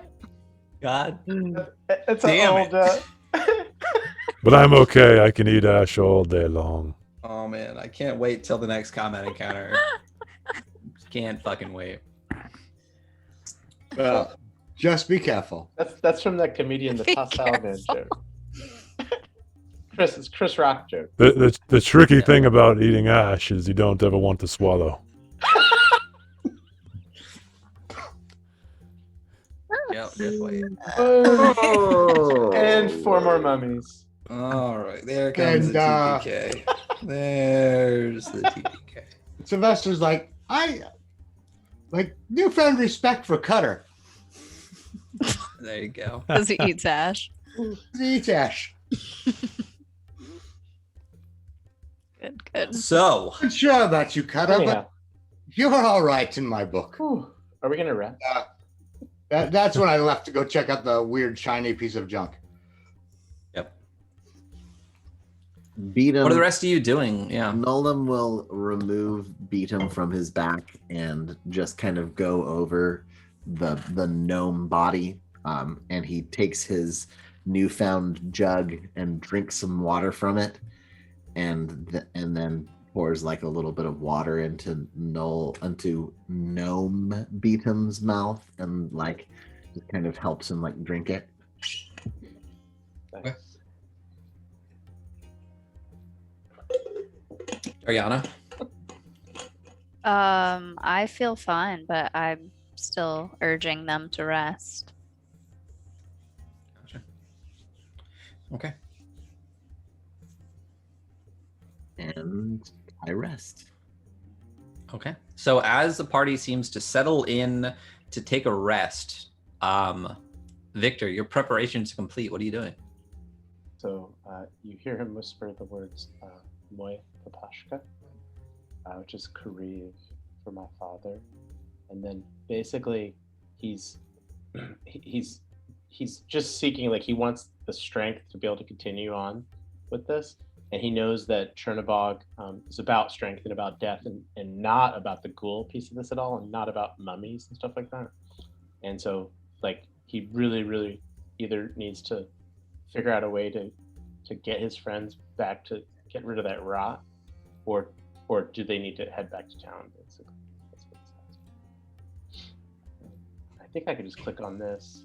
And then I do think that you would know that Nolam, when he tried to make his way back into the previous room, the sandstorm started rising up again. yes, It would have but told him. I guess though, like, just seeking some guidance for, like, Yeah. if we don't take a long rest, like, basically, you know, Victor's just like a fighter essentially. But this may not be the best place to do that. So he's asking him to give the party, like, Chernobog's blessing so they can get going. Gotcha. Okay. You completely shit on a whole class. No, like, I I'm love basically- fighter, but like he's I'm not basically like, just a fighter right now. well, if I was a 12th level fighter, that'd be awesome. But Yeah. now is advantage doesn't work like that for the percentile dice. So it's telling me to ask if I want advantage, but no, just normal roll. No. Here we Mhm. go. So that was not a roll. So I'll just roll from the side here. It's just a Yeah, D100. let's Here do we go. slash roll D100. Yeah. Oh, is that good or bad? It was supposed to be under your I think we got it. It says, your level. if the number right? rolled is equal to or less than your cleric level, the deity intervenes. Holy shit. Oh, damn. What? We It was see a location, god show up. location, and he was the avatar. Drop that fire. Ooh. Yeah. Use the burnt bones. So what exactly are you I mean, asking of Like Chernobog? Merely meta, guidance? he wants like a long he just wants a long rest for everybody, and then like that will give him the ability, I think, to take the curses off. Hopefully, like because like he'll have a greater restoration spell. Yeah, I guess I don't understand. I just want to, so I don't want you, so this is awesome that you got this ability and I don't want you to waste it. There's Okay. nothing stopping you from taking a long rest right now. So I don't understand what you would ask of Chernobog doesn't understand. Okay. When you can, he's basically in his godly realm of death and all that good stuff, thinking, so take a goddamn nap. I don't understand your question, my disciple. Well, I think like 8 hours just seems like a long time to spend in a room to like where we just watch. If you would like to intervene for a safe 8 hours, Chernobog can do that for you. Okay, but with that, so I guess part of it is like I want those guys to not be cursed. I mean, that's really man. If you're talking to a god, I mean, like, think bigger. Well, I think no, but I mean, I'm trying to just keep it simple, like because he's about strength. And the last time I asked for like where these guys were, right? Like I asked him to be like a GPS system, and Chernobog got pissed and crushed the skull or whatever. And so this time, like literally, he's asking for strength, which is what Chernobog respects for the party, so that we can go kill more things. Essentially, so he's which I think because only 2 people have the curse right now, right? The rot or whatever. Do we even know that a long rest absolves a curse? You don't know anything. We don't know anything. What you are aware of right now. That's... So the dots on you, the yellow people have mummy rot, and the purple people have something happened to you in the sandstorm. That is what you are currently aware of. Sandstorm. Well, and we're aware that our skin like flew away down some corridor. Is gone. So Cutter's restore us, didn't help. What? No. Okay. So you get this presence that enters your mind. You're the only one that hears it. You're the only one that feels this, but you feel a darkness descend upon you. Not in an unpleasant way. You feel the presence of Chernobog. You feel a healthy amount of fear and respect as this dark presence seems to kind of overwhelm you and enter your mind. And it's not a voice, but it's an awareness of communication. And it merely says, for you or for them.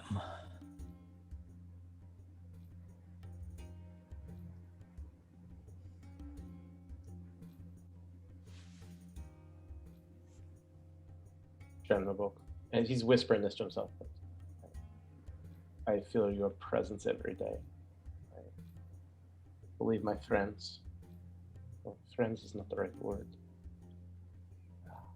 My colleagues could use your strength. I have your strength already. If you give them your blessing, I believe that I will be able to bring your will upon this catacomb.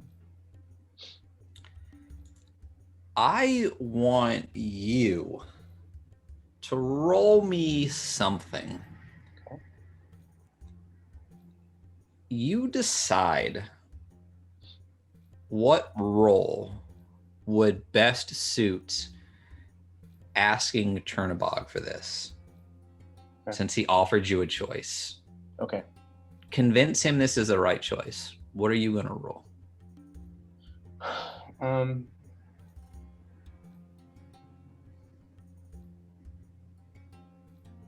I mean, this sound is a skill. Is that what we're thinking, or we're just thinking of an ability score? An ability score. Okay. So, I mean, it has to be wisdom, I think, because that is the essence of this. Is that Victor thinks this is the right thing to do. No, I mean, it's just that's where he works from, because I think Constitution is, but I mean, because this is about our survival, and I'm just looking like survival's linked to wisdom, and so I think just wisdom. Okay. Roll me with disadvantage.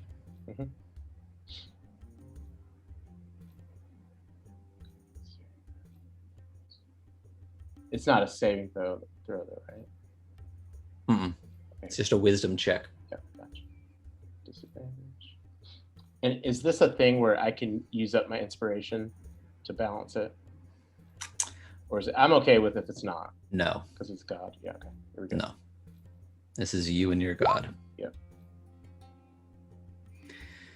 So I'm gonna bless just in case. Nope, Okay. you're not. No. Okay. Nope. This is you and your god. Gotcha.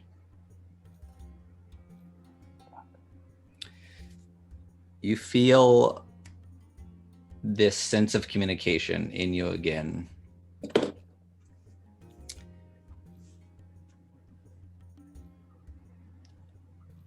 That is the second time you have disappointed me. And that darkness recedes from you. Gotcha. And Sylvester is not here.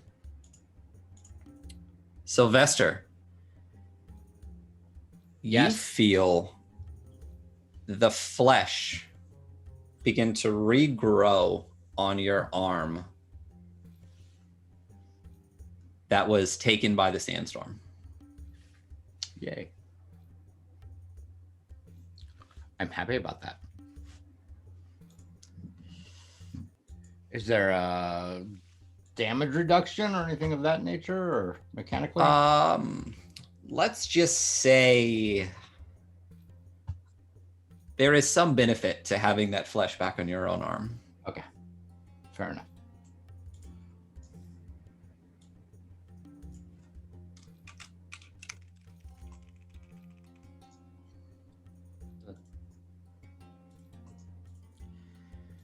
So, Victor, as you're kind of stewing, I guess, in the aftermath of an encounter with your god, are all of you choosing to take a rest? I volunteer to keep watch Okay. Yeah, me too. because I'm kind of okay. Okay. So, Victor stands watch with Sylvester when Sylvester. I'm assuming we can see your arm, Sylvester. No. Well, you might see me like checking it out, being like, "Oh, that's better." But I Victor doesn't say wear anything. long sleeves, so I probably would have pulled it back. Okay, he just So- looks really melancholy, and it's very interesting to him that something happened, and he's going to stand watch as well because he can't sleep. First watch. okay. So, as you lay down to rest, each of you at various times through the night, I'll say you switch off watch and do the things you need to do.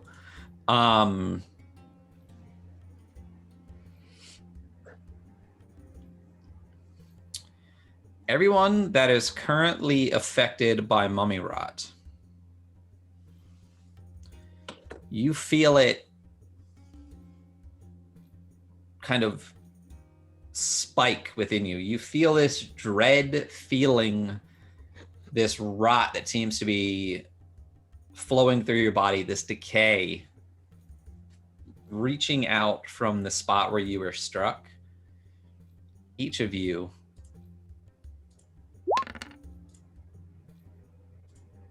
take an additional 14 points of damage. And your hit point maximum is reduced by 14. Yay! Wow. Victor, as you feel this hit point maximum, as you feel this mummy rot start to course through your body, all of you kind of at the same time, suddenly just gasp, catch your breath.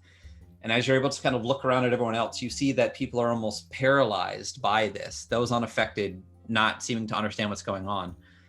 Victor, the space next to the previous flesh that had been ripped off by that sandstorm, another bit starts to peel away from your arm. What are your highest level spells? So I gave you the one. I think I only have 2 6th level spells. One of them. What's the other one? Is heal. Okay. That I basically have heal and harm. Okay. And what are your 5th level spells? 5th level, got anti-life shell, cloud kill, flame strike, greater restoration, insect plague.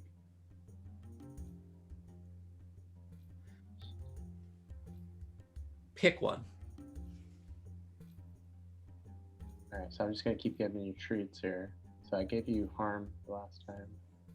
So I will give you, since we're in the desert, I'll give you insect plague. Ooh.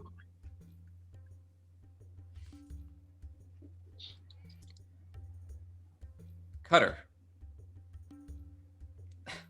Roll me another D2, please. As you feel yet again a third piece of flesh rip from your arm. And now the top, outside, and bottom are completely without flesh. Only the side that actually rests against your side still has flesh on your arm, and you see the sinews as you move your fingers. So I got a 1. Oh, you got a 2. Oh, Well, you said yeah. a D2. You could just gotcha, but you could. The math just lets you roll the D2 if you want. But yeah, so you got a 1. Okay, let me just mark that down. So is everything is called mummy rot? The skin flensing and if we were touched by the mummies? You have no idea what anything is called. Do you need something for your notes? Oh no, I'm trying to piece it together. I thought mummy rot Gotcha. was what went on Cutter when he got hit during the combat. Right. So one thing you do notice is that Nolam was affected by the mummy rot, but he is not missing any flesh. And when this second kind of uprising, this swelling of the mummy rot and its effects hit each of you, the mummy rot seemed to affect Nolam. Flesh is still intact. Okay. We all notice this? Why don't you, if you're attempting to notice it, roll me a perception check? I got no bonus on that, but yes, I'm. And did you tell the party that your flesh was restored? Sure. Yeah, I mean, I was kind of looking. I'm like, oh, once we decided to long rest and it kind of came back. Yeah, I was said, or pulled back my sleeve and said, okay, I'm getting better. So you notice that after Victor seemed to, did you tell them that you're reaching out to your god? I mean, I would think it would have been obvious, but based on the little cairn and stuff. But Well, you I don't pray know. to him I a do lot do with that. the cairn. Yeah, Yeah. you know what?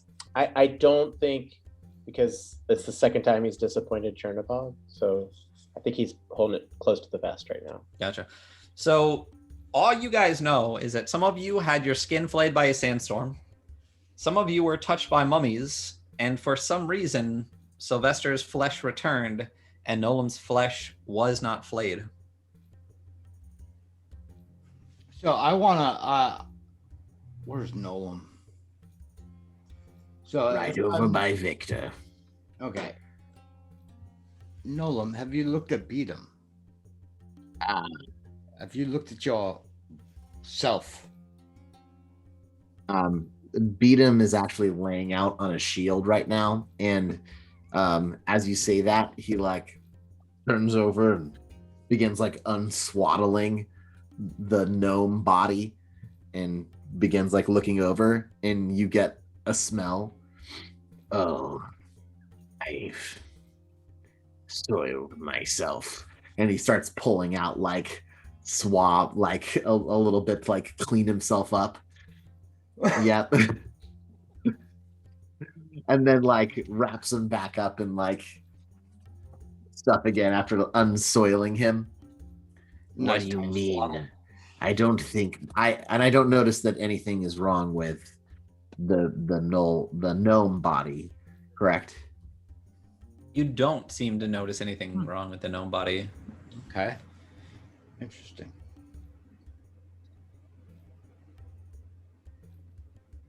And it was Cutter that didn't heal, correct? Nor Victor. Or Norvik. 3 of us got flensed. Flayed.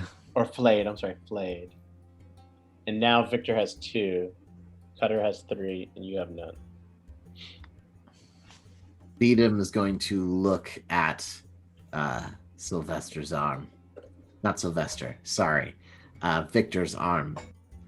It wasn't like this before we rested, was it?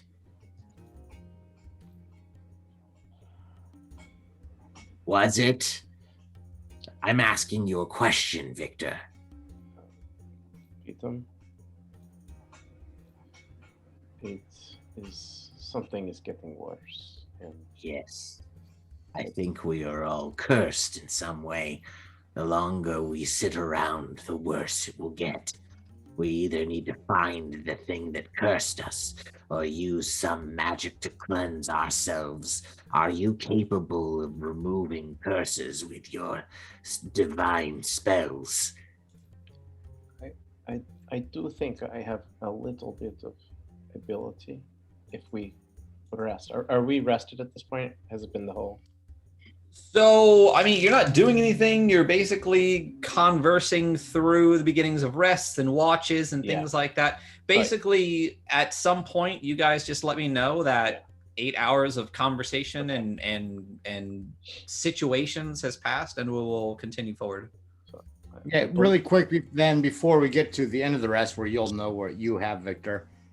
I like to talk to those that are awake about I left Annie to watch the hidden room with the statues holding the gems and the gold and whatnot.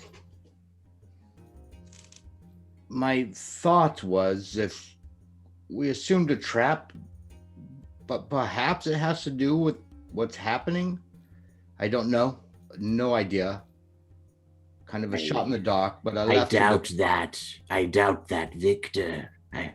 I doubt that because, Sylvester, did you see the direction their skin went when it left their bodies? It went down the stairs. I think... Now, this is based off of kind of meta understanding. So, I think the curse that afflicts this gnoll body might be removed by your magic, Victor. But the skin, that curse will take more to fix than your magic can do. We should go down. We should find your skin, and whatever took it, put an end to it sooner than later. And he starts scratching himself again. Damn it! When Victor hears these words, it's all the puzzle pieces are coming together because he realizes like he's either gonna have to die trying to get the skin back, or risk disappointing Chernobog a 3rd time, which I'm assuming will be the end of Victor. So anyways, so Victor kind of looks at Beadham and you're in the shield. No. Nolan is the one talking to you. Beadham Nolan's is talking, okay. laying down catatonic, wrapped up inside of a shield. Okay, so he kind of looks at Nolan and just says, my hammer And my mace is with you, Nolan. I think you are correct. But we need to go down. Share your spells, though. I would like to be gone of this rot.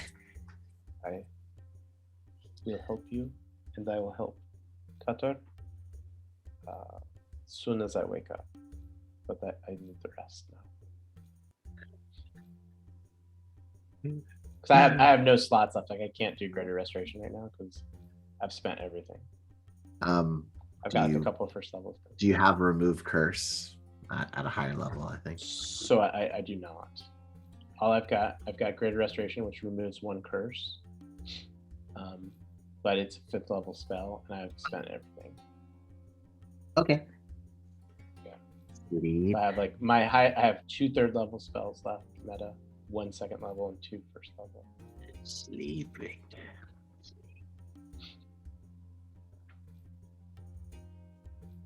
And then Victor just kind of puts the mace across his chest, and it kind of at the end of his watch, and just kind of puts his back against those steps right there, and just has the shittiest couple hours of sleep he's ever had. So while everybody's resting, I'm doing something stupid, and I'm sending Annie down the stairs.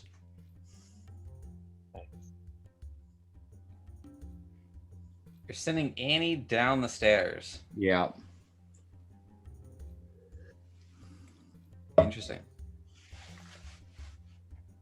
How far are you sending her down the stairs? Well, I'm assuming to the bottom. Okay. I mean, are there multiple floors along the path, or? No, I just meant we'll see. You'll see what I mean.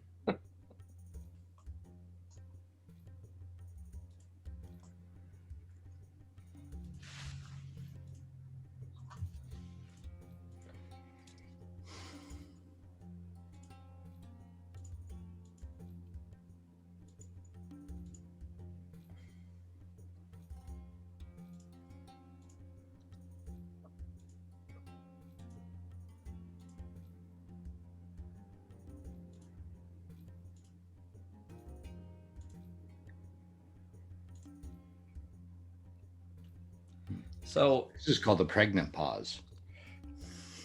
Yep. Definitely knocked up. So as Annie descends the stairs, she reaches the bottom. And I'm ready to dismiss her if need be. She reaches the bottom. She peeks into what appears to be a rubble-strewn room. She begins to look closer. Sand suddenly rises from within the stairs and crashes down on her. A swirling sand seems to summon up from around her. All right. And crush down on her. I dismiss her as soon as that starts happening. I've been through the sand before. As soon as I saw that starting to happen, let her go. Okay.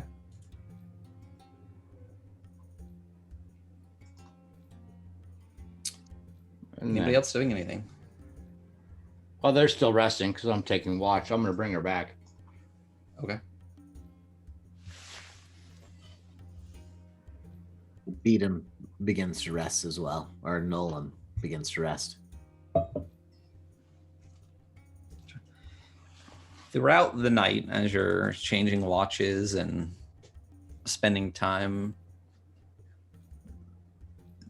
the long rest seems to go uneventfully outside of the rot and the skin flaying. And is there anything that anybody else wanted to do?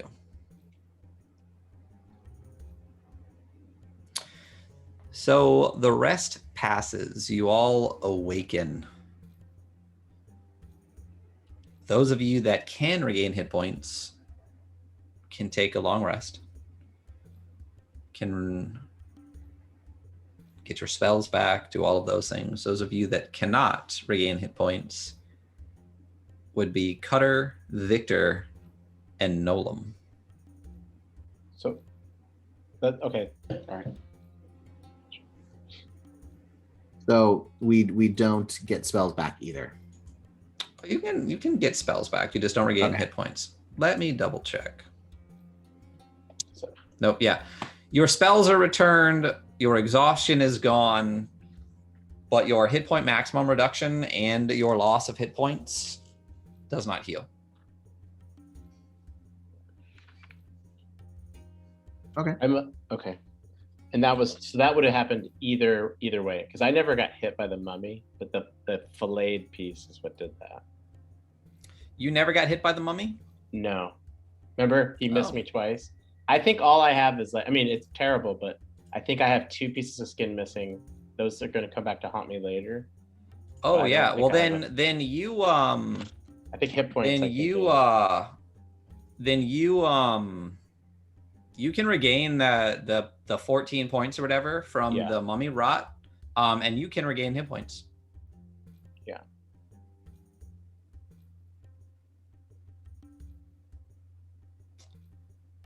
That second bit of flesh though, still gone. Yeah. Well, So when he wakes up, he is gonna go over to Nolan, kind of how Nolan had said, and he's gonna put remove curse, 3rd level, on Nolan, and let's see if this works.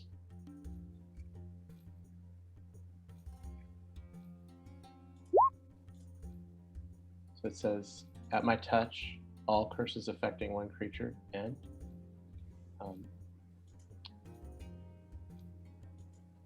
Just not sure if it'll work. Okay. Nolan,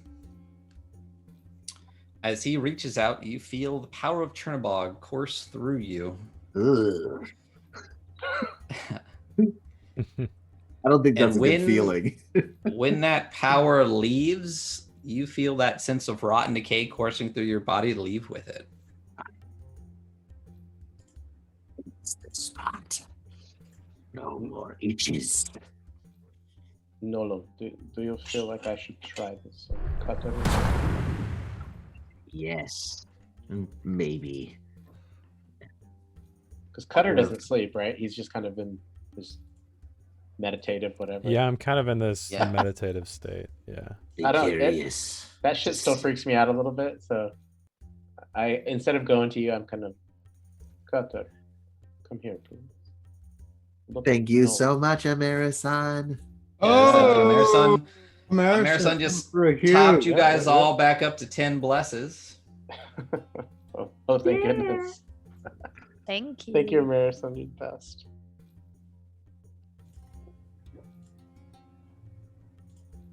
All right, so do what you do.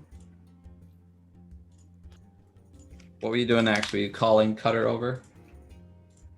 Yes, and kind of I show him that the itching has stopped on Nolan, and Okay. I kind of look at his arm because your arm, I can see the whole thing now, right? Like, Well, it's like 3 pieces, so I I just- guess depending on how many pie slices my arm is, I guess. yeah. And so I kind of look It's at mine. 4. It's 4. 4. Okay. If you look at these slices, so 3/4 of your arm from the top all the way down to the bottom are taken off. Top piece, side piece, bottom piece are just exposed flesh.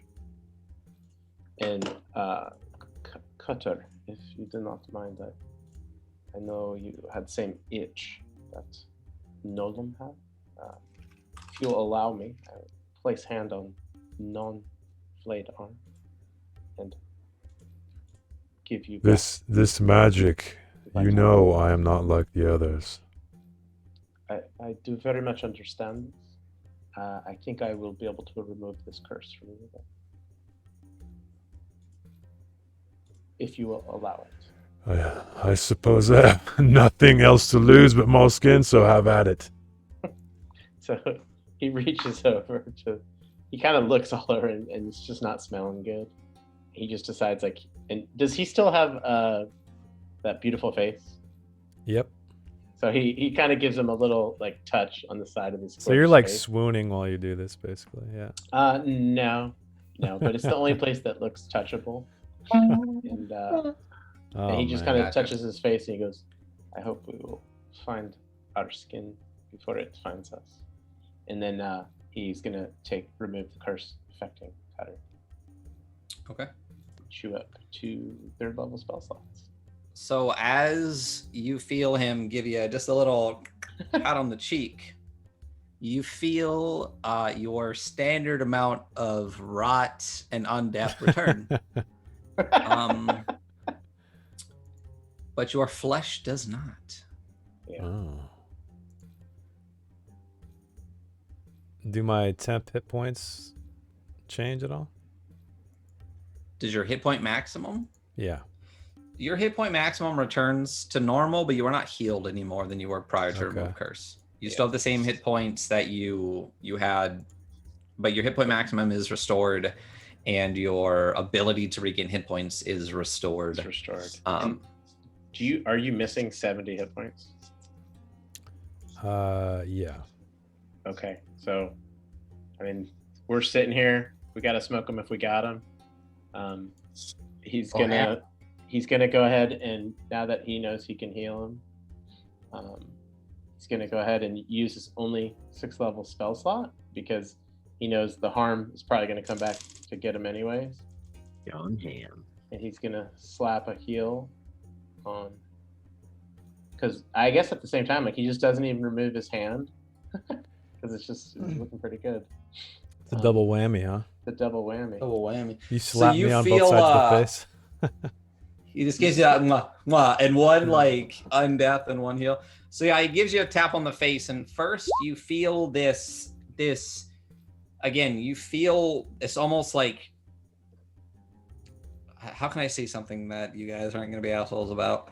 You feel this. possible. Do Just say it. Just say Do it. it for You Jess. feel this expunging as the darkness, this rot and decay seems to be pulled from you.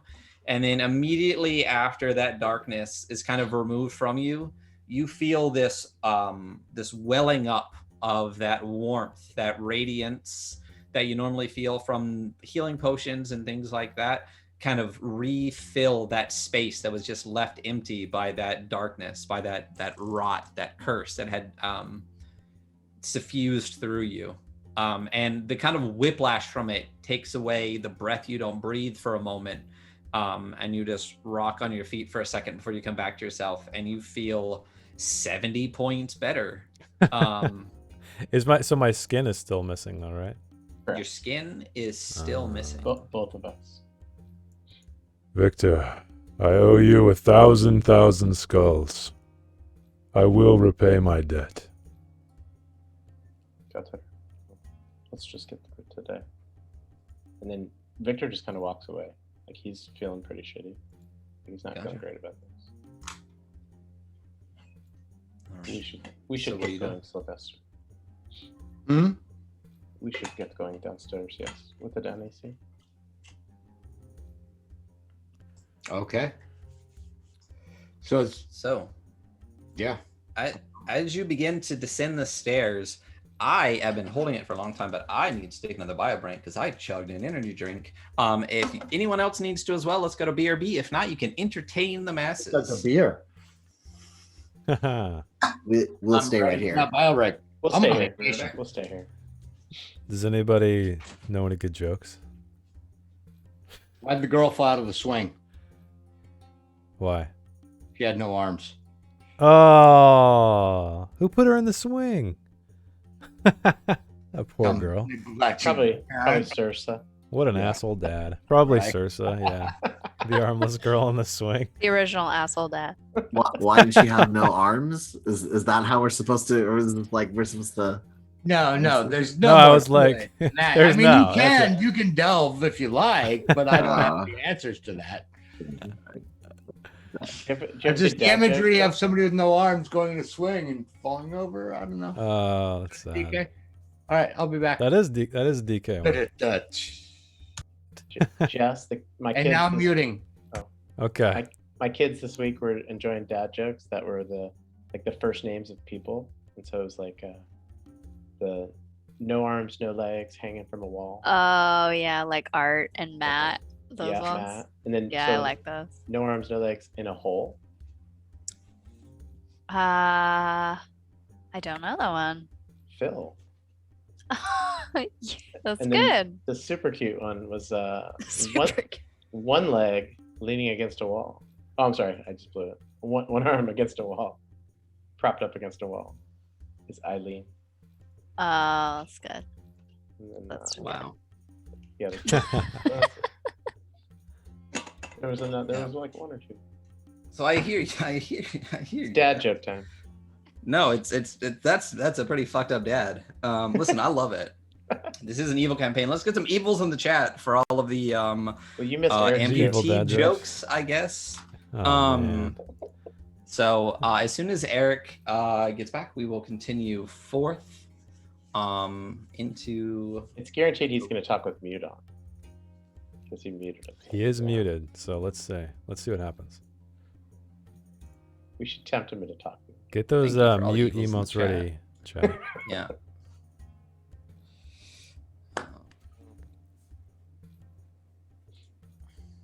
Jess, did you know that the mummy fire thing was a thing? No, That was cool. my usual go-to is like Firebolt, unless just like to test the waters, unless it seems like something that wouldn't do well with fire, or would do well rather with fire. Those let's get those banes in the chat for me. Thank you, Sursa. Can't believe we're going to be killed by our own skin. It's good. My Oh skin. yeah. Beatum definitely walks up to Cutter and says, "Well, if you don't get your skin back, you can start taking more than just people's faces." Slaps on the skin grafts. Or put faces on your arms. Then you pierce Oh, I them, like that Fire. better. like, look at That's people. fun. Because that's the only thing I really know how to cut off, so I can just put faces on my arms. Yeah. Your entire body covered in peeled off faces. Okay. Welcome back, my friend. Thank you. Yeah, he's too Ah, It was a sexy Ah. eyebrow with the unmute. You're a pro, Eric. All right. Are we on? Oh, we've been on the whole time. Awesome. Yeah. All right. So We were gonna pretend you were muted. I was. as you all begin to descend this spiral staircase,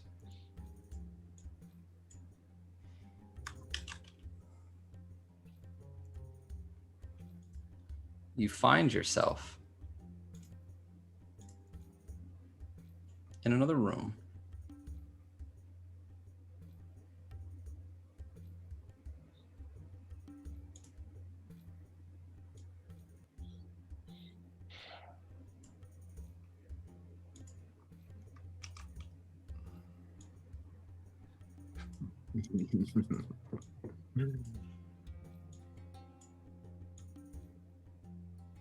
Let's just say you're all on the staircase.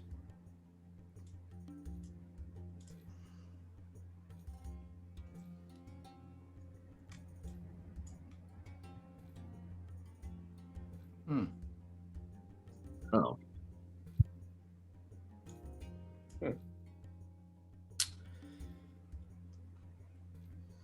As you stand at the entrance to this room at the bottom of the stairs, what is your marching order currently? I'm gonna say I'm in the lead only because I'm anxious to get my arm flesh back. Gotcha. Victor would be right behind. How we've been doing. Okay. Let's just. And who would be behind that? Me. And I'll then be who's- behind Sylvester. Tariana bringing up the rear. So let's say that this is the staircase going, kind of counterclockwise up the stairs. Okay. And that's your marching order. Cutter, Victor, Sylvester, Nolam, Dariana. Cutter, as you enter this room, or as you're at the base of the stairs, whether you enter the room or not is up to you, You immediately see that much of the ceiling has fallen, and what is left is now covered in massive fissures. Sand is slowly filtering through these fissures down onto the rubble-strewn floor below. Carved into the southern wall, you see an alcove containing what appears to be 5 large clay jars. Other than that, you see no exit.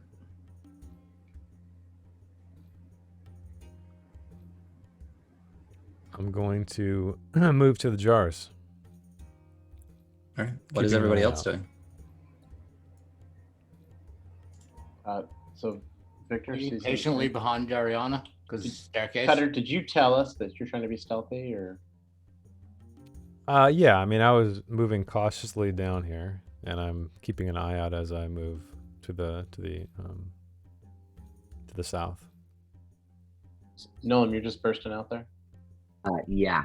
Okay. As he just kind of ranges around the side. See, I wasn't blind. I was blind Nolan. So I'm gonna keep an eye on Cutter. Yeah. I guess as soon as Nolan burst out of there. We're in. Dariana, where are you? I'm bringing up the rear. I'm just watching, like, at the foot of the staircase.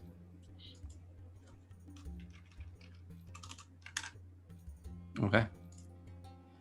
As you're standing there, from behind you, you begin to hear a now familiar sound. You hear a ssssh. And as you look down at your feet, you see sand pouring between them. And as you look back, you suddenly see a wall of sand flowing down the stairs behind you. Sand pours. Sand. Sand pours down behind you, Nice. surging into the room, forcing you into it and sealing the spiral stairway and any exit you may have had behind you. Oh, but it doesn't fill the room. No, it just appears to fill this stairwell until there is basically just leading out from it. I don't care if it's the same color sand. A space here where it's just a mound of sand till it fills up the stairwell. I don't like sand. It's coarse and rough and irritating, and it gets everywhere.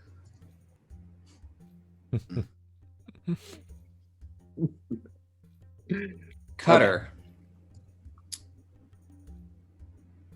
As you approach the jars, you notice that each has an intricately carved lid with the head of a jackal, and you see the figure of a jackal inked onto each one.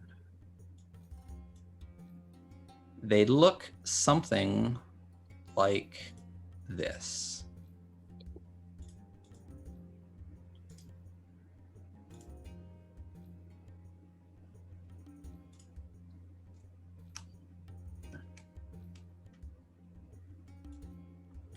If you scroll that way on the map and zoom out. Okay.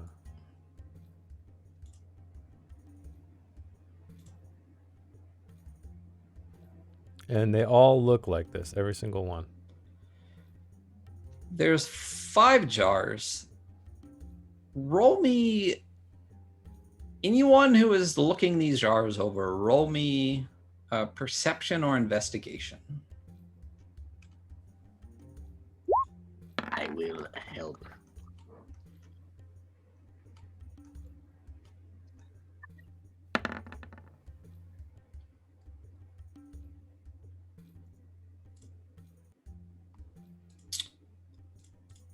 Both of you have seen jars like this before.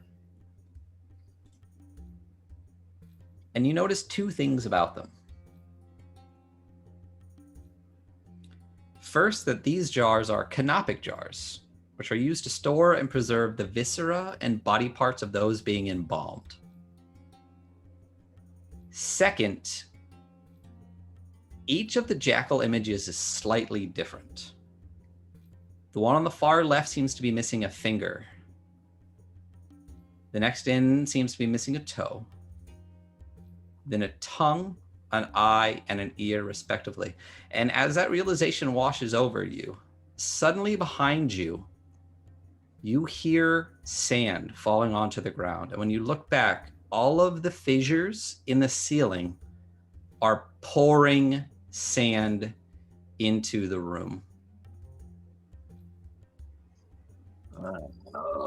Victor looks down at his arm, and then he's kind of counting in Kariv, like 1, 2. Looks at Cutter, 3, 4, 5, and he kind of screams at Nolan. Nolan, because I guess you have to scream over the sand that's pouring in. Do you think jars contain our skin? We have 5 jars, 5 missing pieces of skin. Before you take that farther, Jason, could you copy the link that I just sent you into that browser source and make it visible, please? Yeah. And then go back to the main area. Oh shit.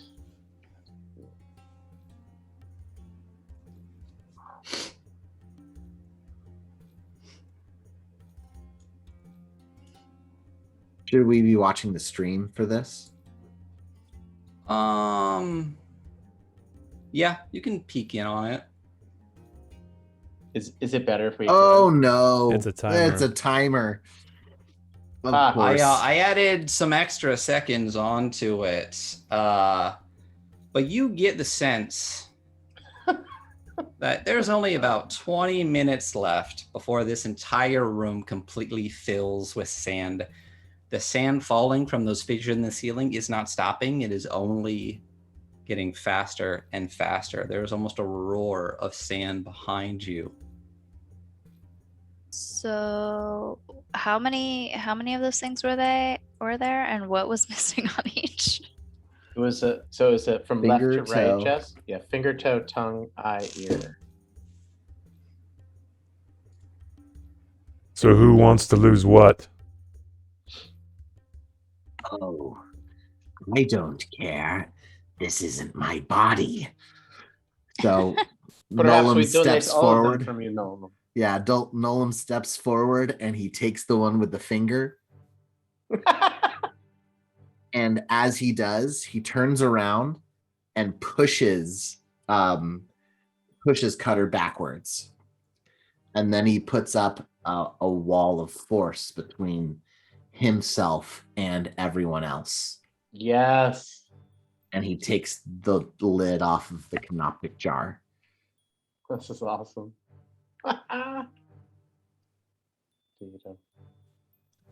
Unless it has to be from one of each of us. We were gonna find out. So it's finger, toe, tongue, eye, and what? Ear. Ear. So you push Cutter back, you put up a wall of force, and you open the jar with the finger on it. And what do? Look inside. When you look inside, there's nothing in there.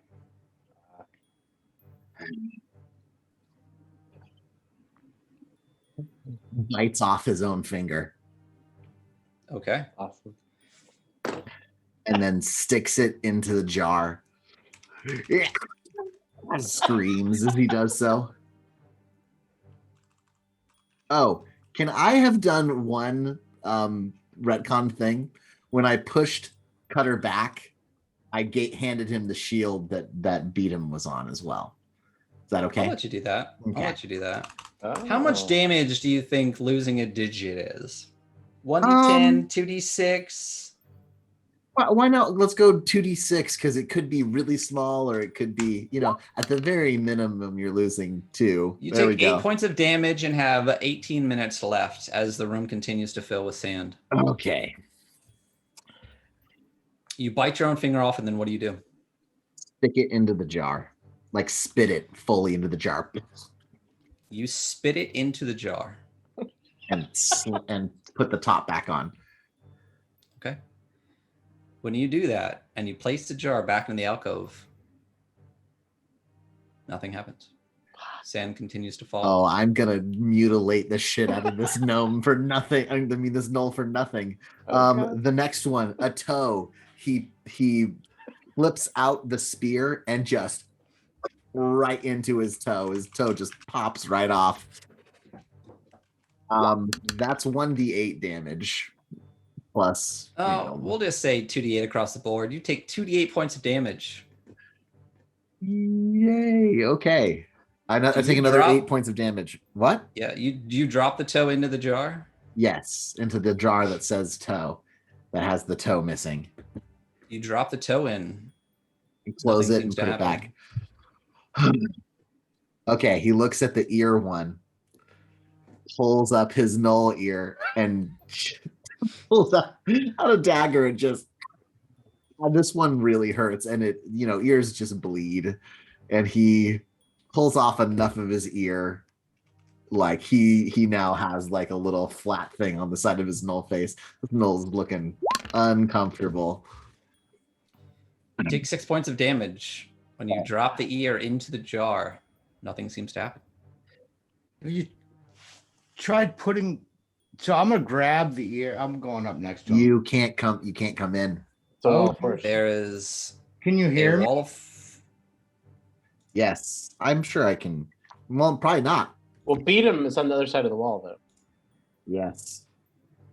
Okay. What it So was? can I do a telepathic thing to you? Oh yeah, absolutely. Okay. Have you tried replacing what you're cutting off with what's in the jar? There isn't anything in the jar. Oh, it just says. Okay, I thought there were actually items in the jar, a finger, an ear. Okay. It was a tongue and 15 minutes left. Yeah, it goes finger, toe, tongue, eye, ear, from left to right. oh my lordy. Oh my lordy. Lordy. We got 15 Okay. minutes. So ear. Okay, now this is the one he's really just like Do tongue last. holds up the like dagger to his eye and just actually no, he's gonna do it with a null finger. Just Oh. Cantaloupe scoop. You gotta do the pop. pops right out, hits the wall of force, falls onto the ground, goes over, We're all picks gonna up the die. eye and puts it into the jar, like shaking, like this one should probably be more than 2d8. Hey, just you rip take as something much out of time his as you brain. want to decide what's going on here. You have 14 and a half minutes left. You take 11 points of damage. Okay, puts it into the jar and closes the jar and puts it back. This is going to be Nothing great seems when to happen. nothing happens at all. Nothing happens at all. The sand in the room is about at knee high now. You notice it's not collecting around the past that wall of the wall of force though. Oh, And you have less than 14 minutes left. if only we were on the other side of it. A quarter of your time has passed. What are you doing? I cannot cast the wall of force if I remove my tongue. Is anyone else doing anything while this wall of force is happening and you guys are all 13 and a half minutes? I'm like guess- just. I mean, in I guess awe I'll look of, around the walls. Beadham's- Yeah, I'm kind of in awe of Beadham's self-mutilation, so I'm kind of like, As you're being buried? Oh, lordy. So Victor walks over to Cutter, and he's kind of not actually paying attention to the crazy Knoll sacrifice. And he shows him his arm, and he says, "We observed our skin go down the stairwell. I'm not totally convinced that our skin is not has something to do with these jars." I want you guys to be very aware that you have 13 minutes left until you all die. Yep. What are you doing? I'm gonna look around the room and as much as I can, being covered in Okay. sand. Wait, Victor, are you saying that 3 of my parts must go in those jars? Do not know, my friend. But is the Knoll? Well, I is the can't get Knoll past has this filled all the fucking wall. jars? There's still one left, and the campaign will end in 12 and a half minutes. Let's do it, beat him. Hell Okay. the run. I'm gonna call. But maybe can you put I'm another gonna- wall of force beat him around us? I'm gonna summon Annie. I left her upstairs. So Victor Alright. points out. Yeah, Victor points out to Beatum that the wall of force, like the sand, is not going past it. The Yeah, sand is as- clearly coming down from cracks in the ceiling. There just happens to not be a crack on this side of the ceiling. You have Yeah. 12 minutes left. At this point, Nolan is feeling I unconfident with his course of action, and he brings down the wall of force. Some of the wall works its way forward, but it still doesn't quite go around the altar, just in the space in front of the altar. There's a space that you can all stand in front of the altar if you want. The rest of the room is filling with sand behind you. You have 11 and a half minutes. I had summoned Annie, Okay. and because I had left her upstairs, and I So, am I the only one missing skin? Yeah. No, No. Victor's missing 2 pieces. And I say, I am sorry. I need your tongue. And I'm gonna cut out Annie's tongue. You cut out her tongue. Apologize and explain. We need our tongues to cast our Yeah. spell. She takes 7 points of damage. Yeah. You drop it in the jar and nothing happens. Annie is not okay. So that's all of the jars filled, right? It is. And are they placed back on the altar? They are. Can I like search the altar?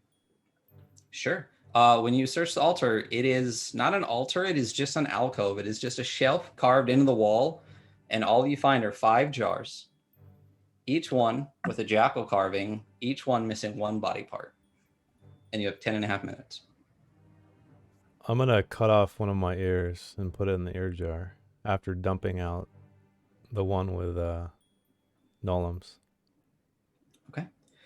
As you cut off your ear, you drop it in the jar, put it back on the shelf. The eyes on the lid of the jackal jar begin to glow. And when you place it back on the jar, you hear a click. A loud reverberating click from behind the alcove. You have less than 10 minutes. As he says Those that, that are cursed. as Well, he you says only that- have one more eye, Victor, so I suppose I have to lose one. Unless you use your blind eye. He's already pulling his pointy-toed boots off, the Kariv boots. Get rid of And- your blind eye. It does you no good. Yes. We Sure. don't have time to argue. Okay, so Victor 9.5 takes minutes. that. Not to stab Victor in the eye. Takes this. He takes the ceremonial dagger to the silver eye because it's. I will say it's not totally dead, but it's. I'm mostly cutting dead. off a pinky finger He cuts his eye out and he puts and a it pinky in toe. the jar missing the eyeball. Because I think Okay. I'll have to give 2 things. The room is over half full of sand at this point. Yep. You're all huddled in front of the altar. Beatum puts up another wall of Is- force behind all of them again. Did I feel like Kata has to remove his tongue. the eye work? So as the eye drops into the eye jar, the eyes on the lid begin to glow, and you hear a click as you set it back on the alcove. And I know I have to give one more, so I'm like, Qatar, I think you need your toes for dexterity. And he pulls off that ugly ass Kariv boot, and I'm assuming like all toes are bad, but he's just gonna take the little piggy that went to the market at the end. So you and Chop Cutter it have up. both cut off piggy I- toes, I and Cutter's already- cut off a pinky at this Oh, point. did you already cut one I off? already cut off a toe Oh, your and a toes, pinky. your toes are already gone. In the panic, Oh you're just my chopping God. parts off. Okay, Who is someone's doing got to what? remove a tongue. 8 minutes.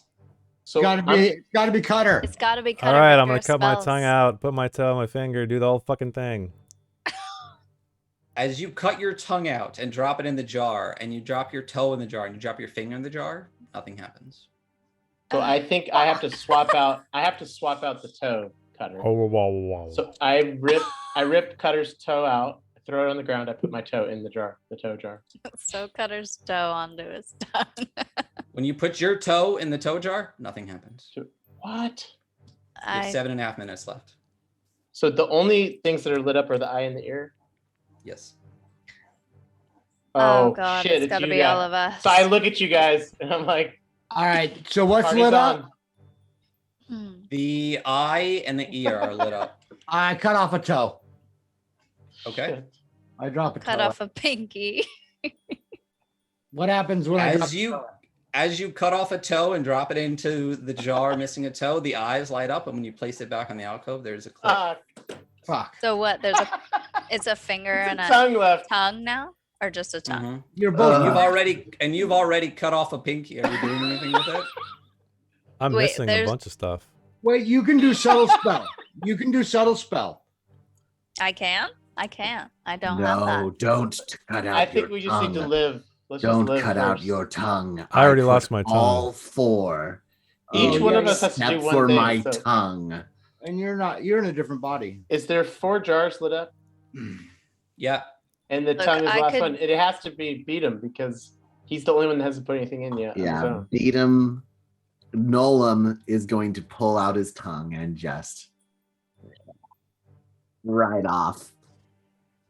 And he puts it into the tongue jar. His little gnomish Okay. tongue. Tongue You have 6 taker would minutes be kind of left. excited. Tongue right now. taker. Nothing Yeah. happens. Nothing Huh. happens when Does I it put my have tongue to in the be- jar. As you put your tongue in the jar, nothing happens. Oh no. Beat him? It's Tongue? beat 'em, beat 'em, beat 'em, beat 'em. Fuck. Yeah, You have exactly. less than 6 minutes left. The room is 3/4 of So- the way filled behind you. But- You get the sense So there's already 3 tongues when the in room fills up and the wall Can of we- force dissipates, you will be crushed by sand. Can we trade something? Like, I don't know, can you? I don't know, because we already have like 2 tongues cut off. Like, Well, but the No, there's finger, 3 in toe, there. eye, the finger, toe, eye, ear jars are all lit up.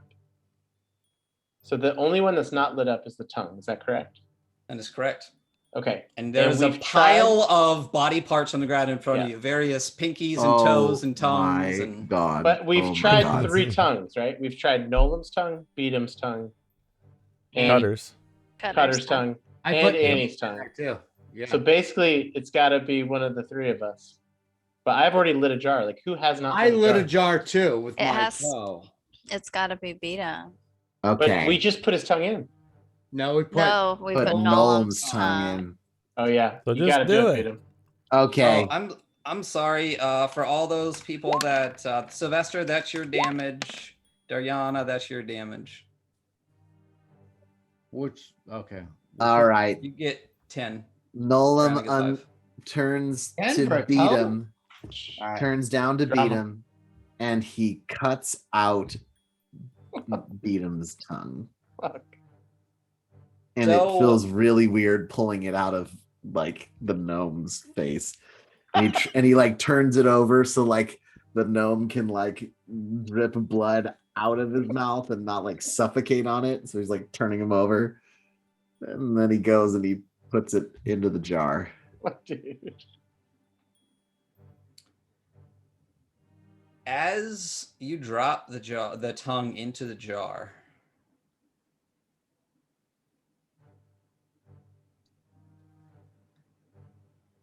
we're gonna find out what happens next week. You The Dark Kingdom.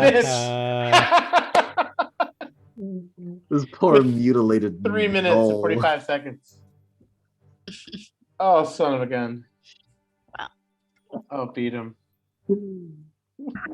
Thought I was so clever there. I almost just dimension doored out. Well, I knew- kinda I see knew what it you're was doing. one You're from each of It's us. a I knew it. borrowed body. Why not mutilate the fuck out of it? Yep. But- No, but that's then- that's the smart you thing know. to try first. Yeah, exactly. I thought that was brilliant, but it didn't work. Evil. So I want to thank a couple people for today's session. Yeah, you do. Nice long prep this morning with Amerison, Sursa, L2 was there, Janelle was there. A lot of great suggestions. By I don't like any of those people anymore. Yep. Yeah. Hi, thank you Sursa. all of you. Get fucked. Sursa was a big help, was a massive help. Obviously, I don't know if you felt that tonight. Monday, But, Andy can get some uh, revenge on 3 of them. But yeah. Right. Oh, don't worry. There's tomorrow. Oh yeah. Yeah. That With was a a bunch session, of people with guys. 4 hit points. Yeah. That was the session. So thank you all for coming. Please tune in next week if you want to know what happens as they place Beatham's tongue into a jar. Let me bring up my outro checklist. And I can close this down. We can watch the timer slowly tick away. I can hide it. if you Level want. up if you leveled up. You did not level up. I want to thank everyone again that helped me this morning with my DM prep. Those are getting more and more fun as we go deeper and deeper into this dungeon. So thank you all. Big shout out to Janelle, not only for that's Sisla22 for being an awesome member of our team, for also being the person that curates our website. And for being an amazing mod. Thank you so much. Source of Victory, always and forever, awesome friend and member of and friend to our both local and online community. Friend to my DM preps in the morning. Thank you so much. Sketch Risk is the wonderful artist who does the art for our campaign, all of the stuff. Here, I want to say, is it that way? Yep. Nope. Yep. Yeah, that way. Yep. And our BRB screen and all of that. Go check him out, please. Jason, check out his writing on his Instagram, on his YouTube, on his Twitch channel. He is also the DM on Thursday nights for currently Merkborg, and I think we've settled on for pretty much all of the non-D&D games that we're going to run on Thursday nights. Jason is going to be our kind of other game DM, so we can explore a lot of other fun, interesting tabletop games outside of 5e D&D. So very excited for that. Check us tomorrow for Morkborg. Session 5. Mondays, Evil Andy is our DM for Mythic Odysseys of Theros, the 5e game that takes place in the Magic the Gathering setting of Theros, which is kind of an ancient Greece theme. So check that out. What else do we have? I mean, check out all of our socials. As always, at the bottom of our socials, you will find the link to Forged of Ice and Blood. As I said, Jason is a fantastic writer, and he wrote this with a fallen friend of ours in mind, and the proceeds of this will in perpetuity go to our friend's family. So please check out this. On top of that is just an awesome fun read. You can find that in the bottom of our link tree. What else do we got, guys? What else we got going on? Check out our website where you can find links to our YouTube to catch up on any of our sessions that you've missed. If you want to, if you haven't got a chance to check out Merkborg or Theros, you can check those out. There's also recaps for some of our games and character profiles for the characters there. And it's all done by Sisla, Janelle, who is one of our awesome members. You can see in those other two streams. Thank you so much for all of that, Janelle. And she even writes the recaps. It's crazy. Way too much, honestly. I feel like a piece of shit with the amount of work that everyone else does around me. Not me. But or Matt. Except for Eric. Or Matt. It is what it is. Hey, we all do what we can do. They bring the personality. Oh, I think we raided them before. So I'm just gonna look for a raid real quick. So you guys continue to wow the peoples. What I like about tonight's episode is there's no way to explain this to your friends that don't play D&D. Can't believe what happened tonight. Right? They'd be like, so what? You like pretend die? Ash Who eating. cares? It was a floating pinata mummy. Yeah, mummy, pinatas, ash eating, self mutilation. A good episode. Yeah. That's the title, right? Ash eaters. Mutilation. Ash eaters. Sweet piece of ash. I mean, there are pieces of people. I hate pre-rolls. Come on, people. Systems for Thursday games? What kind of systems do you have planned, Jason? I think we're still talking about it, but another one I think that's top on the list is Mothership. So if no one knows what Mothership is, it's a horror sci-fi kind of OSR style game. I have a lot of games from Free League as well, like Tales from the Loop, Symbaroum, Forbidden Lands. There's a pretty massive variety. The Alien RPG. But I know Awesome. Ryan has a lot of zines and stuff that.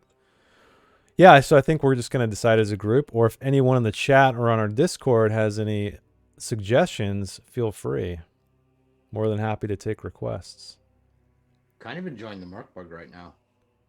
Yeah, so with Merkborg, I Too think, early. yeah, I think I like we're the going to idea of talk running about how the we're game going as to, well. yeah, we're going to plan on if we're going to just pause here after this arc and then pick up some new people and continue on, or we still have to figure it out. So, Right. but if you guys love Merkborg and want more Merkborg, more than happy to run it. So let us know.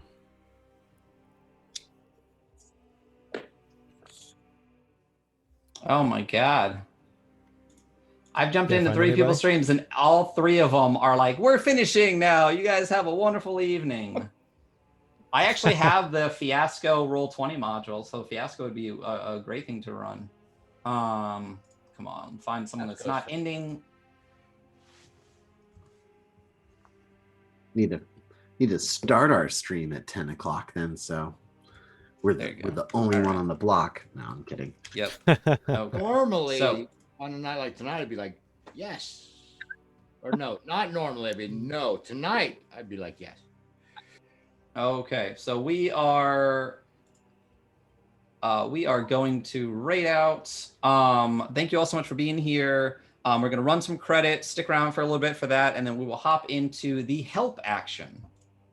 So thank you so much. We'll see you guys next week. We'll see you tomorrow. We'll see you Monday. Have a wonderful evening. Bye. Bye.